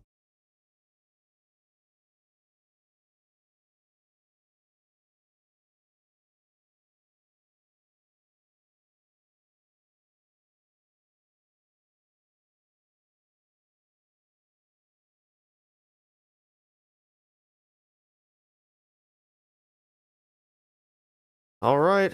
I don't think I'm gonna add anyone else to the sweepstakes. It doesn't make any sense. Like Arizona could jump in, but they still need to re-sign Cattell, so they need to save money and put it towards other places. And it just doesn't make sense anyone takes on the Xander Bogaerts contract, so no San Diego. So we have, why the fuck did I spell it with a V? This is serious. This is the Ellie De La Cruz sweepstakes. One of these teams is going to land a top 3, top 5 shortstop in the game of baseball for at least 1 year due to his arbitration. Most of them are large market teams. Some of them let go of their shortstops for some infallible reason. Whatever happens, happens. We'll see where this goes from here. Let's begin.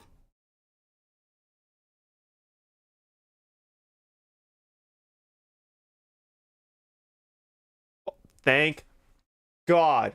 He's going to the Mariners. I was scared shitless that he might have landed and became a Dodger or a Giant. That has been taken care of, at least for 2029. So, Ellie De La Cruz will head to the West Coast and become a Seattle Mariner. Congratulations, you are free from the cell. You get to go to the team that's been getting their ass kicked by Baltimore this whole time. He has to be. I forgot who had that quote. It was the sensational. But yeah, that's probably what the vibe is right now for Ellie. Man is 27, 1 more year of arbitration for this year, and then he'll be a free agent in 2030. Good times. We're rolling in Cincinnati, but no playoff appearances to show for it. So that is how the cookie crumbles. Knowing this game, I am probably going to be sitting here for a bit due to some absolute fantastic bullshit. So I look forward to wasting the next hour or so dealing with this.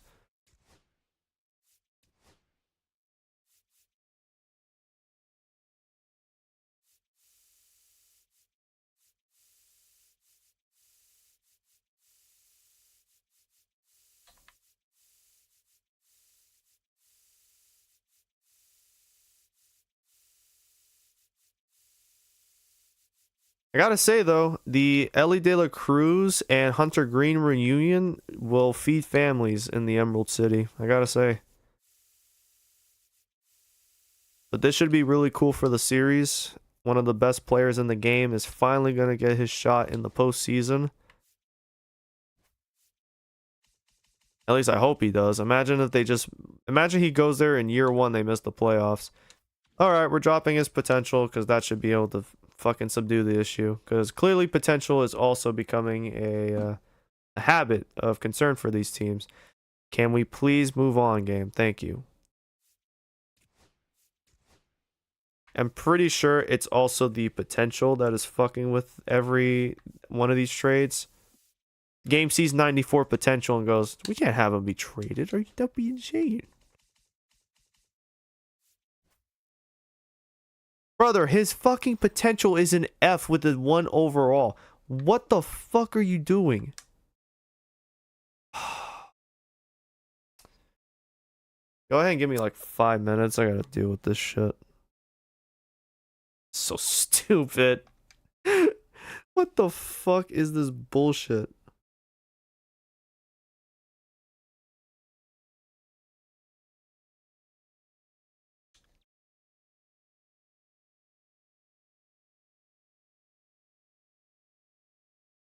Bro, can you imagine the game is doing this because... Oh, it's the cover athlete. We can't have the cover athlete just be traded like that. Like, what the fuck is wrong with the game that it keeps doing this shit? I don't understand. 90... This guy is 1 overall. F potential. Nah, bitch. It's so fucking stupid. This doesn't work. I don't know what the fuck I'm gonna do. Okay, game.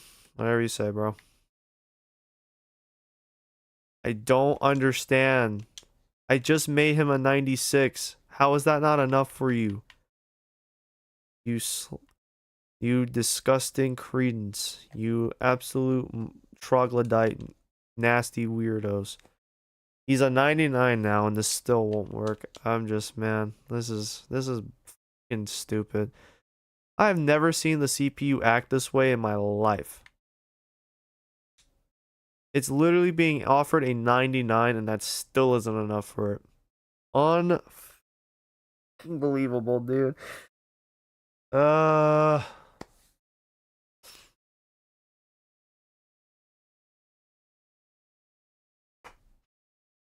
What the fuck is wrong with the game? Like, he has no rating. He has a 1 overall rating. What is the deal? I guess I'll add a second 99. Alright, Cordova, you're up, bro. Because this game is tweaking.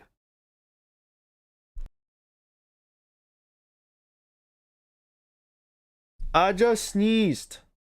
Mute the mic so you guys didn't have to hear it.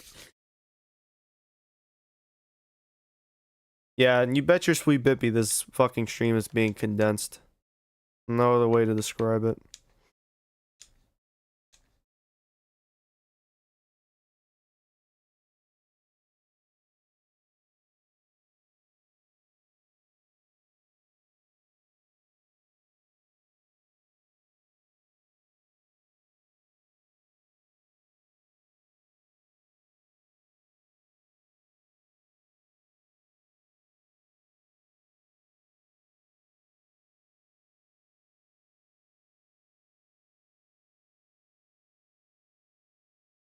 I need y'all to see this bullshit. I need y'all to see this. I had to adjust 2 of my player ratings to 99s to offer for Ellie De La Cruz, who is a overall of 1. and the game says they need more value than this. What the fuck is wrong with you? I guess I need a one moment. I guess I need to put a third. Amazing. This game is actually fucking stupid. There's no way the game is acting this way. There's no way. There's no way the game would just be acting like this right now. What the fuck? I've never seen this game. Like, dude, it's not gonna lie. I'm not gonna keep this up, bro. I'm gonna turn the stream off at this rate. This game is tweaking.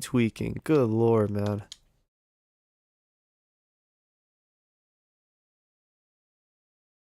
Okay, 1, 2, 3.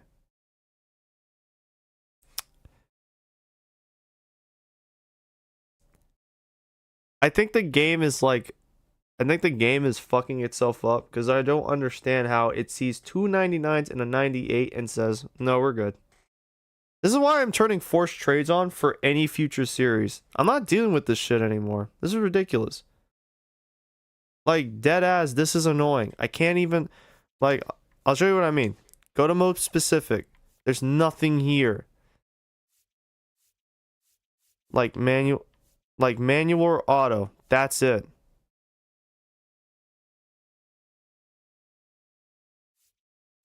It's so retarded.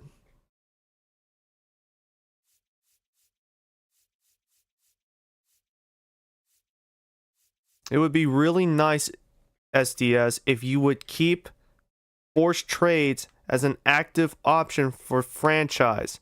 That would be wonderful, so I don't have to fucking lose my mind over this every step. Like, if I turn auto on, what is that? Like, it doesn't do shit. Like, you see what I mean? Like, it doesn't do anything. It's like, what is the point? We're turning that manual. Like, what is the point of having it? Like, I don't understand. So fucking stupid. Like, let me see. Hold on.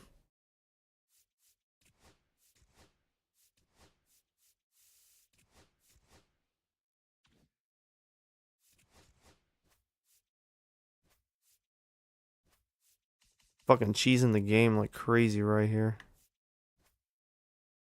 And it's still not a... You see what I mean? This is the bullshit I deal with. On a daily basis, this is what I deal with. It's so irritating. I don't know why the game acts like this. Like, you see, the game sees 398/99 players. The bar should be like full to the max. So I don't understand this, though. I really don't. It has to be because, oh, we don't need an outfielder. But it's like, guys, I'm not giving you an actual out. Like, give me a minute. Try this other bullshit out.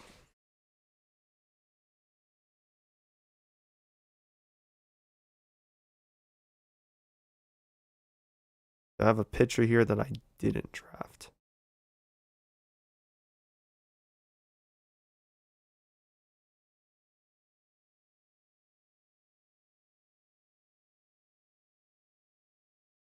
Probably Samlin, I guess. Might as well use him. Fuck it. Actually, no. We'll use Blaylock. I don't fucking care. Fuck it, dude. My hope is that the reason why they're so adamant on declining the trade is because they actually prefer pitching instead of another hitter of some kind. So I'm hoping giving him a 90, some high 90 overall fixes that problem.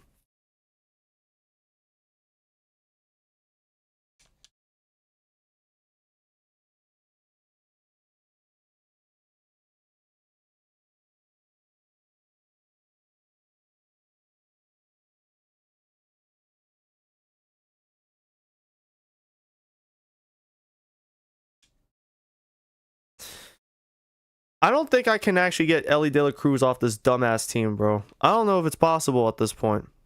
They won't move him for anything. How is this possible? How is it possible? This game is broken. This game is actually fucking broken. I don't understand this. How are you not willing to accept this trade? It works for anyone else on this godforsaken team. This works for everyone else but Ellie. Like, I don't understand this. This makes no sense. 399 overall players. Well, one is 98, but my point still stands. And they're all positions that they're seeking, and they just said no. Like, are you actually trying to keep Ellie? You have a fucking... They just drafted a fucking shortstop in the draft this past season. Where did he go? Bro, there's no way that... Here he is. Salvatore Nunez.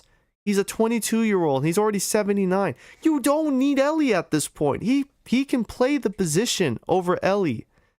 So what the fuck do you need Ellie still here for? Like, does this work on the guy? No, it doesn't. I don't understand this, man. I really don't. Because I'm pretty sure if you hit it like they accept the Brendan Doyle trade. So what the fuck gives?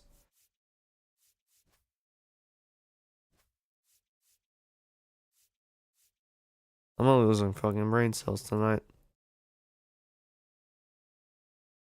Yeah, they want pitching badly. Okay. Here we go. I think after this trade, I'm just gonna call it a night and keep going from here tomorrow later this morning, because this shit is exhausting, man. Dealing with the dumbass AI like day in and day out, this shit gets to me, bro. I'm not even gonna lie. I'm gonna fucking deal with that. Another headache.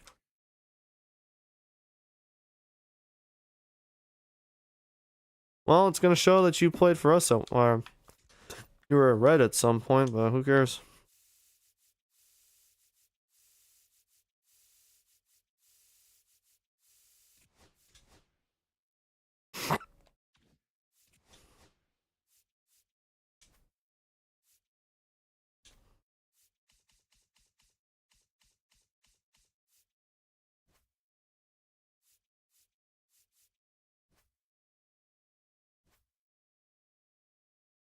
I don't get the joke.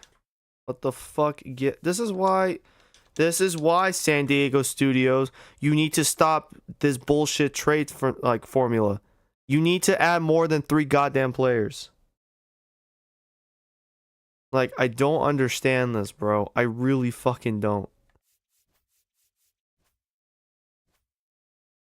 299s and a 99 catcher is not enough to get them to move Ellie De La Cruz.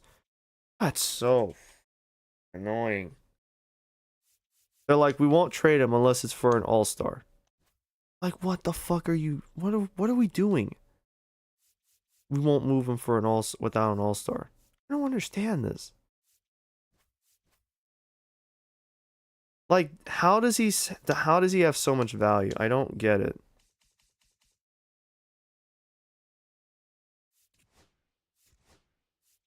What have you done to this team that they need you so badly still?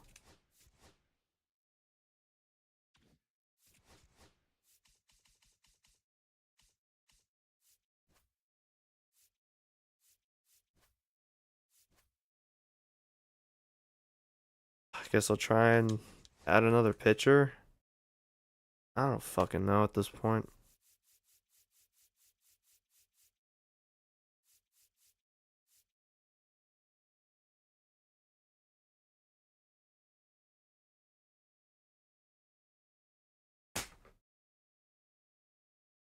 Oh, I forgot to add Gallegos to the trade to St. Louis. God damn it. I have to deal with that in a minute.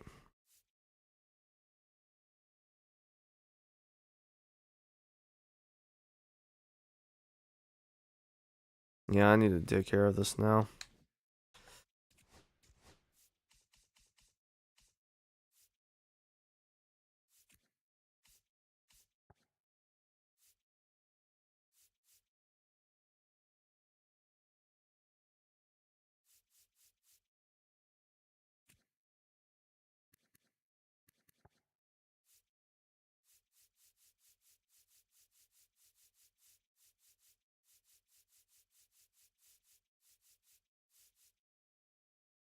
Man, how fucking young did this organization suddenly become? What the hell?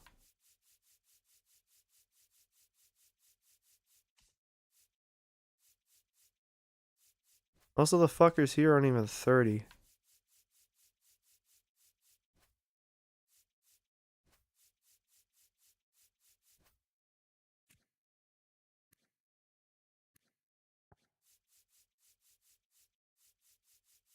I mean, surely there's someone here that you just don't want.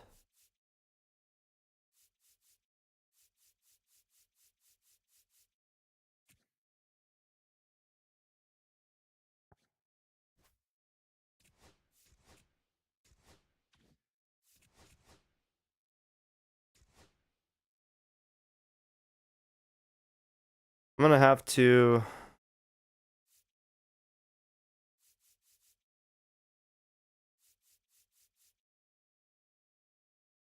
Oh my fuck!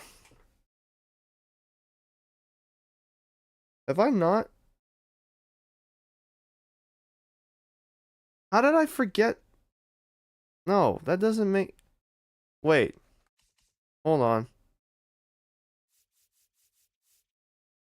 No, because he's not here anymore. How did I forget to put him in the trade? Chad Ellis isn't even here anymore. How did I forget?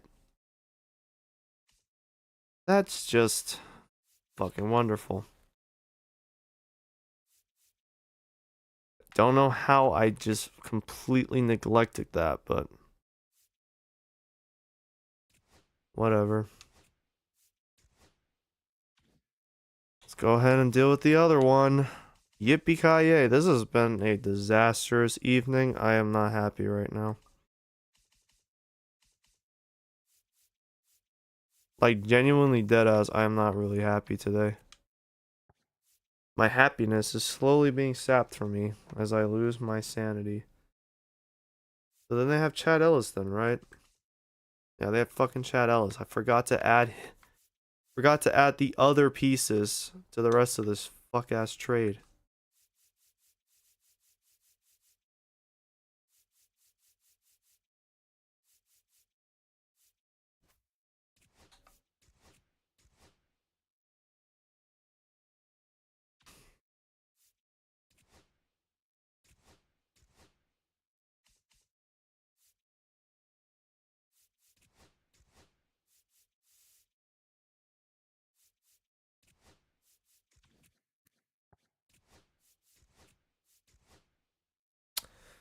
Fucking hell. Anyways.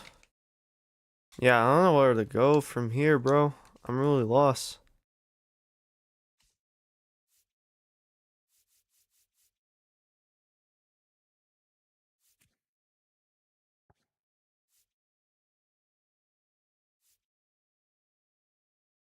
Guess we'll fuck around with Toei or Shohei Tomioka. See if maybe adding him fixes this.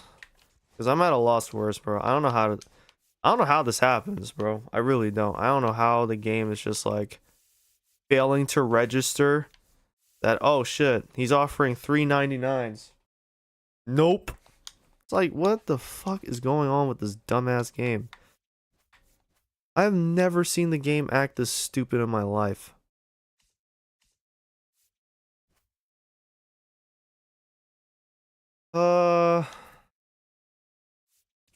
Try for someone else.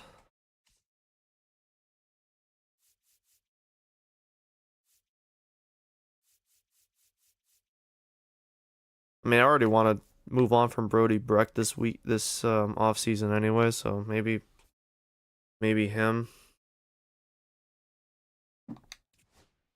This is ridiculous, bro. This has never been this annoying before. I've never been this annoyed by the CPU in my life.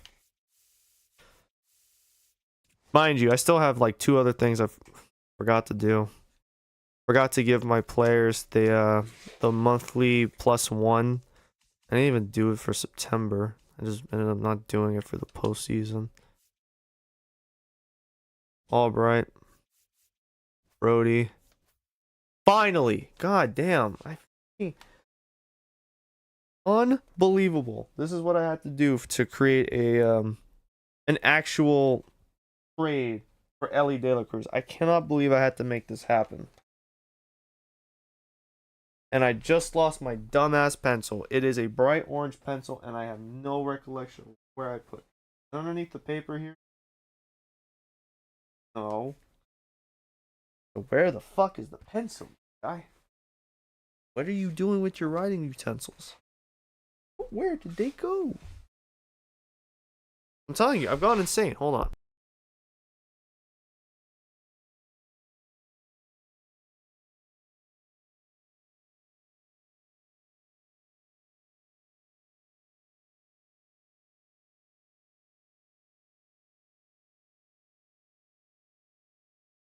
Found my pencil.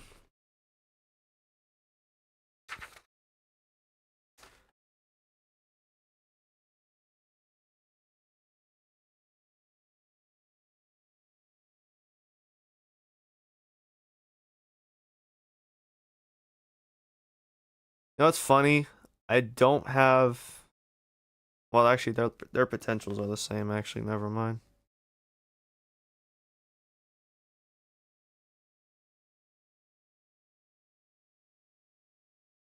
So that means I'm just gonna have to make them trade only pitchers. So that's cool.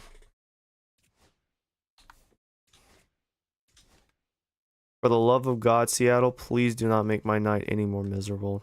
Whatever pitchers you have, just give them. This will all work out. I do need to drop the other guys' ratings, but I'll just do it after I cut the stream. I don't think I'll keep this up.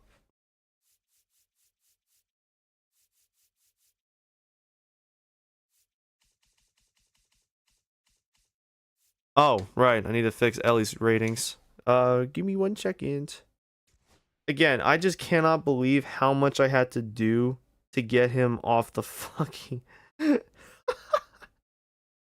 that shit. That was so irritating. Actually, bro, I fucked up. I actually don't remember what his potential was. I think it was 90. He's 94 overall now. I think it was 96 or some shit. We'll just leave it at 96. 97, I don't fucking care. That was incredibly annoying. I just don't understand how... I don't know how you can value this player when his rating is a 2. You drop his rating down to a 2. Team refuses to trade him.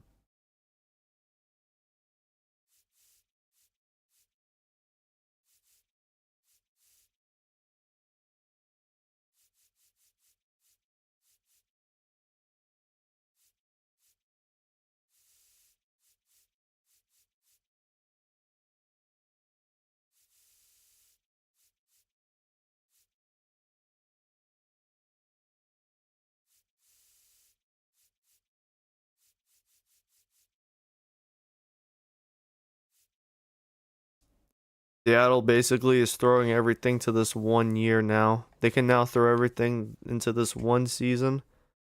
Finally get over the top and beat everyone on their way to a World Series, hopefully. I'm actually kind of happy the Mariners. I'm really happy the Mariners landed Ellie here. This is great for them, man. They've been in hell for the last 2 postseasons. No matter who they face, it doesn't matter who they face in the wild card or the ALDS. They just keep running into the Baltimore buzzsaw, and it keeps fucking them over. So, definitely happy for these guys, that's for sure.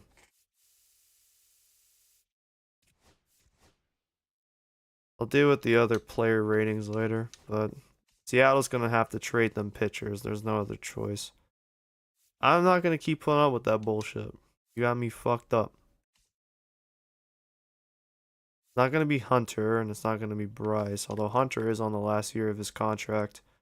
This is what I mean when I say they're gonna throw everything at this 1 year.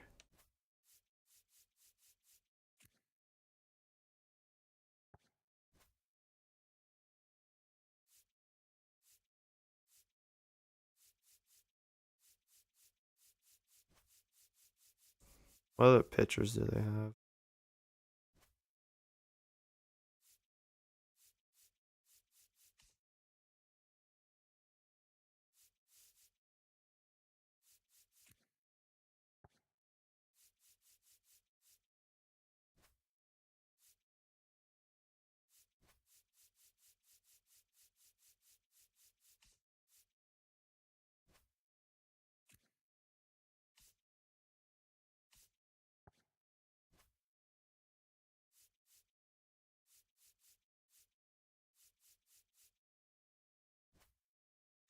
To be fair, Seattle should be able to replace some of these prospects on the fly.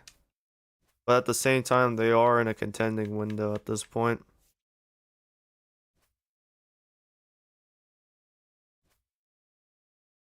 Like there should be no hesitation on their part to go all in, if I'm being honest. I think this works. A Frank McGinnis, Gerangelo, I think it's Sente.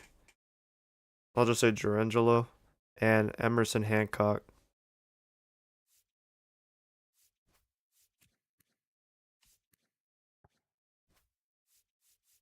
This should be enough for an Ellie De La Cruz trade. 3 starting pitchers.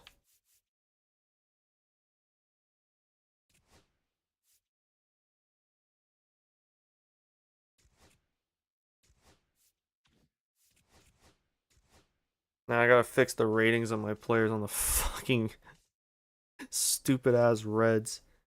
That was miserable. That was genuinely miserable how long that shit took. That should not have been as frustrating as it was. And yeah, here we are. I actually need to drop them really low to make this a more balanced. To ensure I get my players back, I need to make sure this happens. Like I said, I do plan to trade Brody Breck anyways at some point this offseason.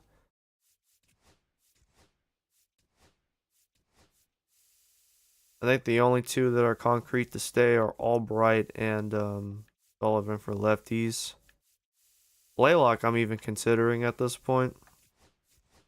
It's not a necessary thing. Though he has gotten pretty good as a closer. I could convert him into one. Have him keep working. Yeah, there's like an endless possible routes to take. Fucking finally the trade went through. Jesus Christ. This shouldn't take. Yes, I'm fully aware, you greedy horse. There, now take your fucking trade and get the fuck out of my face. Give me my players back, you bitches. Jesus Christ, it's over.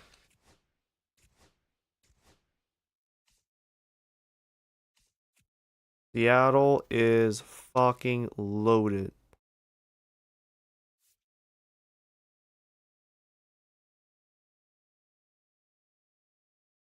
The game took so long to fucking load him in this uniform.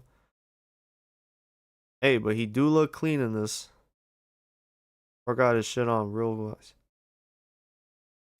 Hey, get that.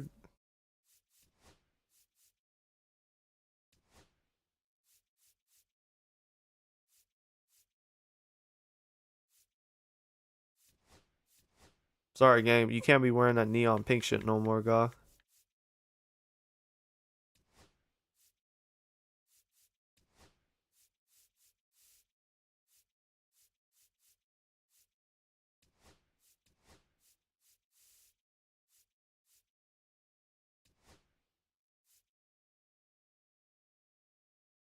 Why would he have?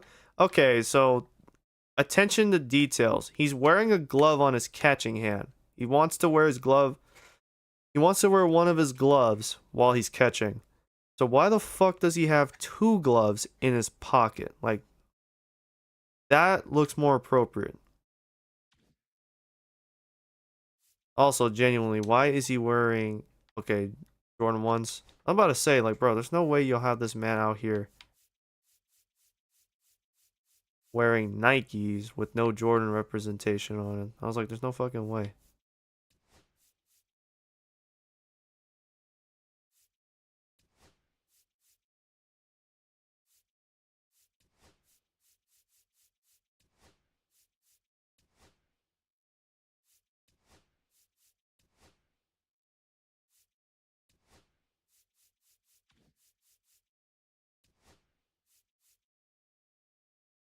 Hey, my boy Ellie looking tough in these clicks. God damn. Bro got that shit on real nice. Yeah. Sparks about to fly in Seattle. These niggas about to turn up to 11.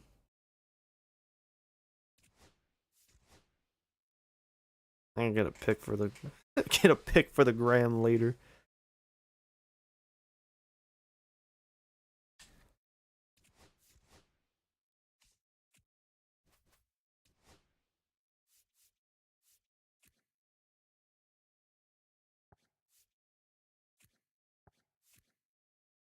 You had this guy in the wings the whole time. Okay. Okay, Seattle. Whatever you say, bro.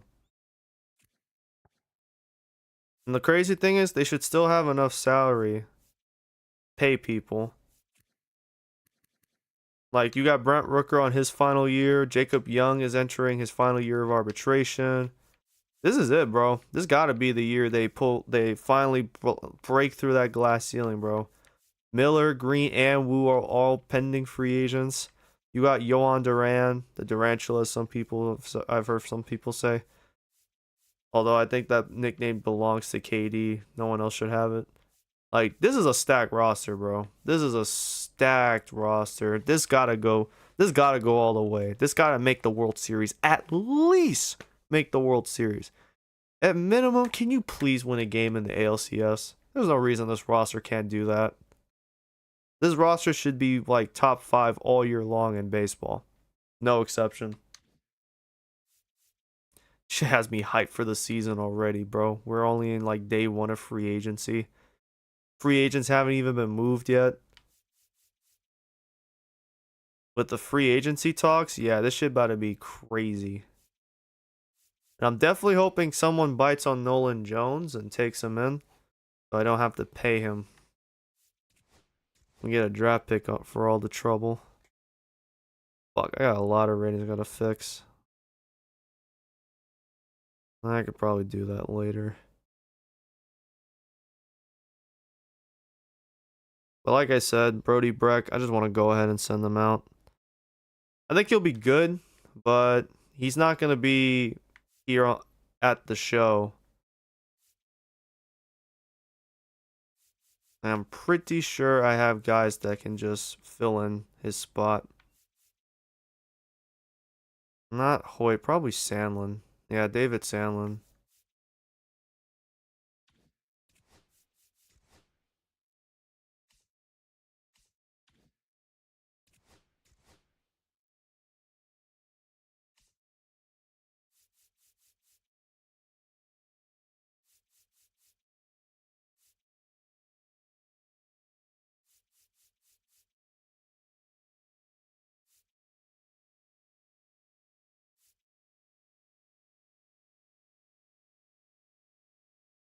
I think definitely the guy I want to send out at this point might be Bradley.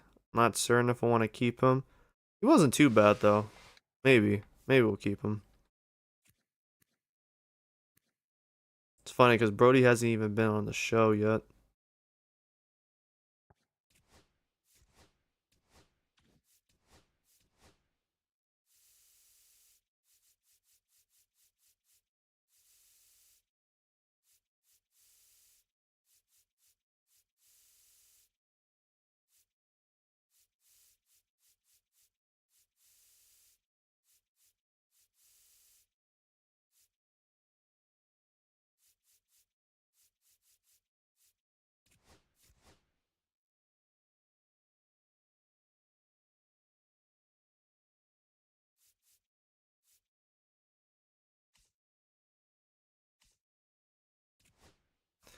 That was the most frustrating like team trade I had to do forever. I have never had that type of. I don't think I've had like issues like that before where the CPU is just outright refusing to move Ellie.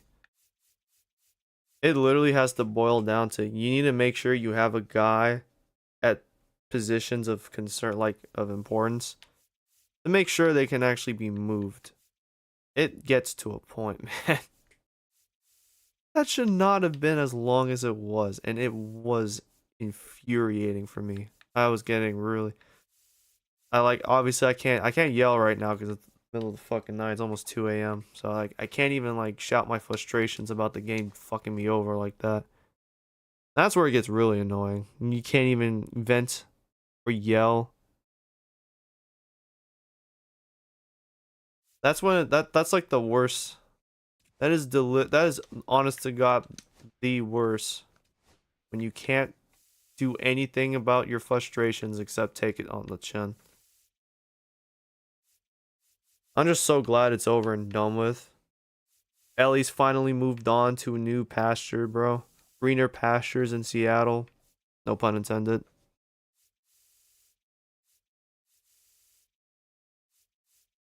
It's actually like a nice reprieve for once. Ellie's finally gonna see playoff baseball. At least he should. Um,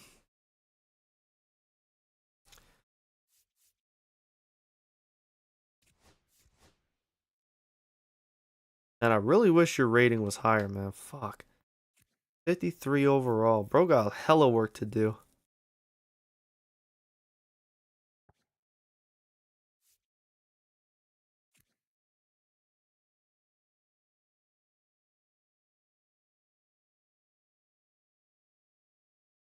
Where the fuck did you come from? Wait.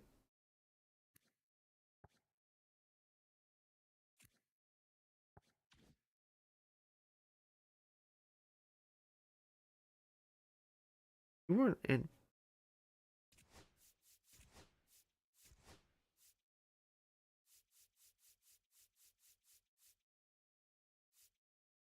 Oh, right. The Baltimore trade. I that dead ass forgot we said. Yo, I dead ass forgot about that Baltimore trade.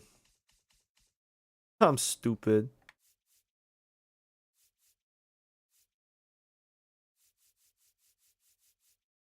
Yeah, we gave them Justin Sladen for that.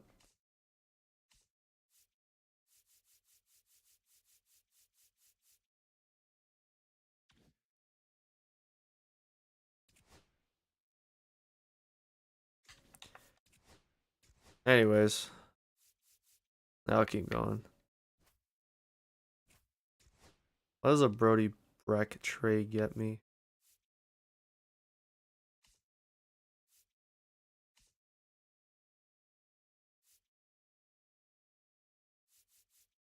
Man, are you guys serious about Ty Pete? You really want to move on from this guy? I mean, I guess he's 23. He hasn't gotten so much better. Although to be fair, the moment he enters our system, he instantly is going to become a guy that hits like for 300 a season.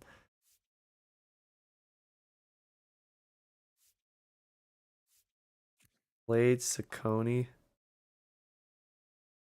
Did I guess?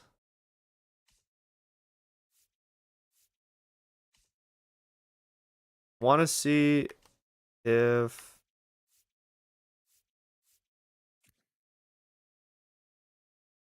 why would you want to move on from this guy? I mean, I guess if he's not working out, I can understand it, but Ralphie Velasquez, holy fuck, he might be. Wait a minute. Wait a minute, chat. Wait, hold on. Stop the cap. Stop the fight.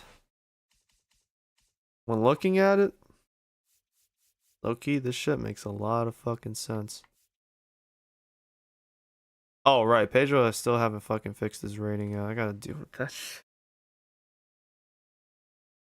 To be fair, to be fair,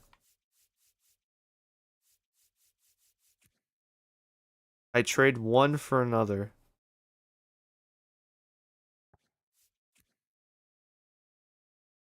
Both are fairly tall, although Blanco is much taller. Velasquez isn't as fast, so he might be more of a DH, even if he says, "Oh, I can play center, catcher and left field." Yeah, he'd probably be more of a catcher as anything. He bats left, throws right.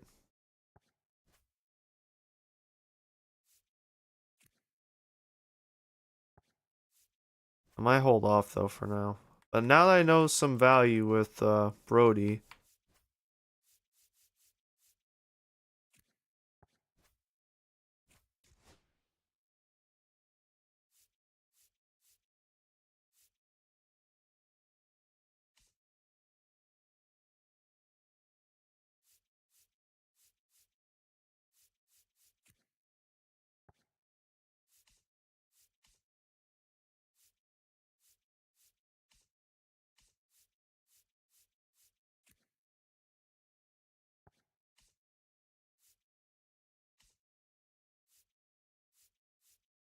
Connor Griffin. That wouldn't make any sense. Why the fuck would you trade him? Keep him.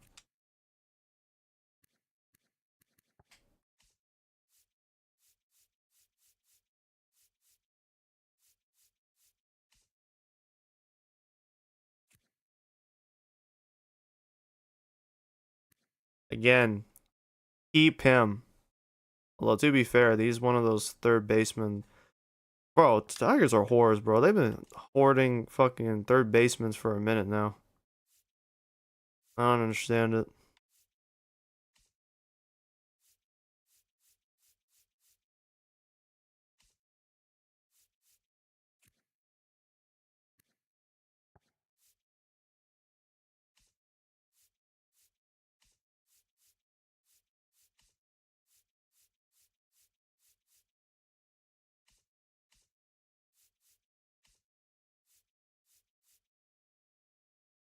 Yeah, I don't know, man.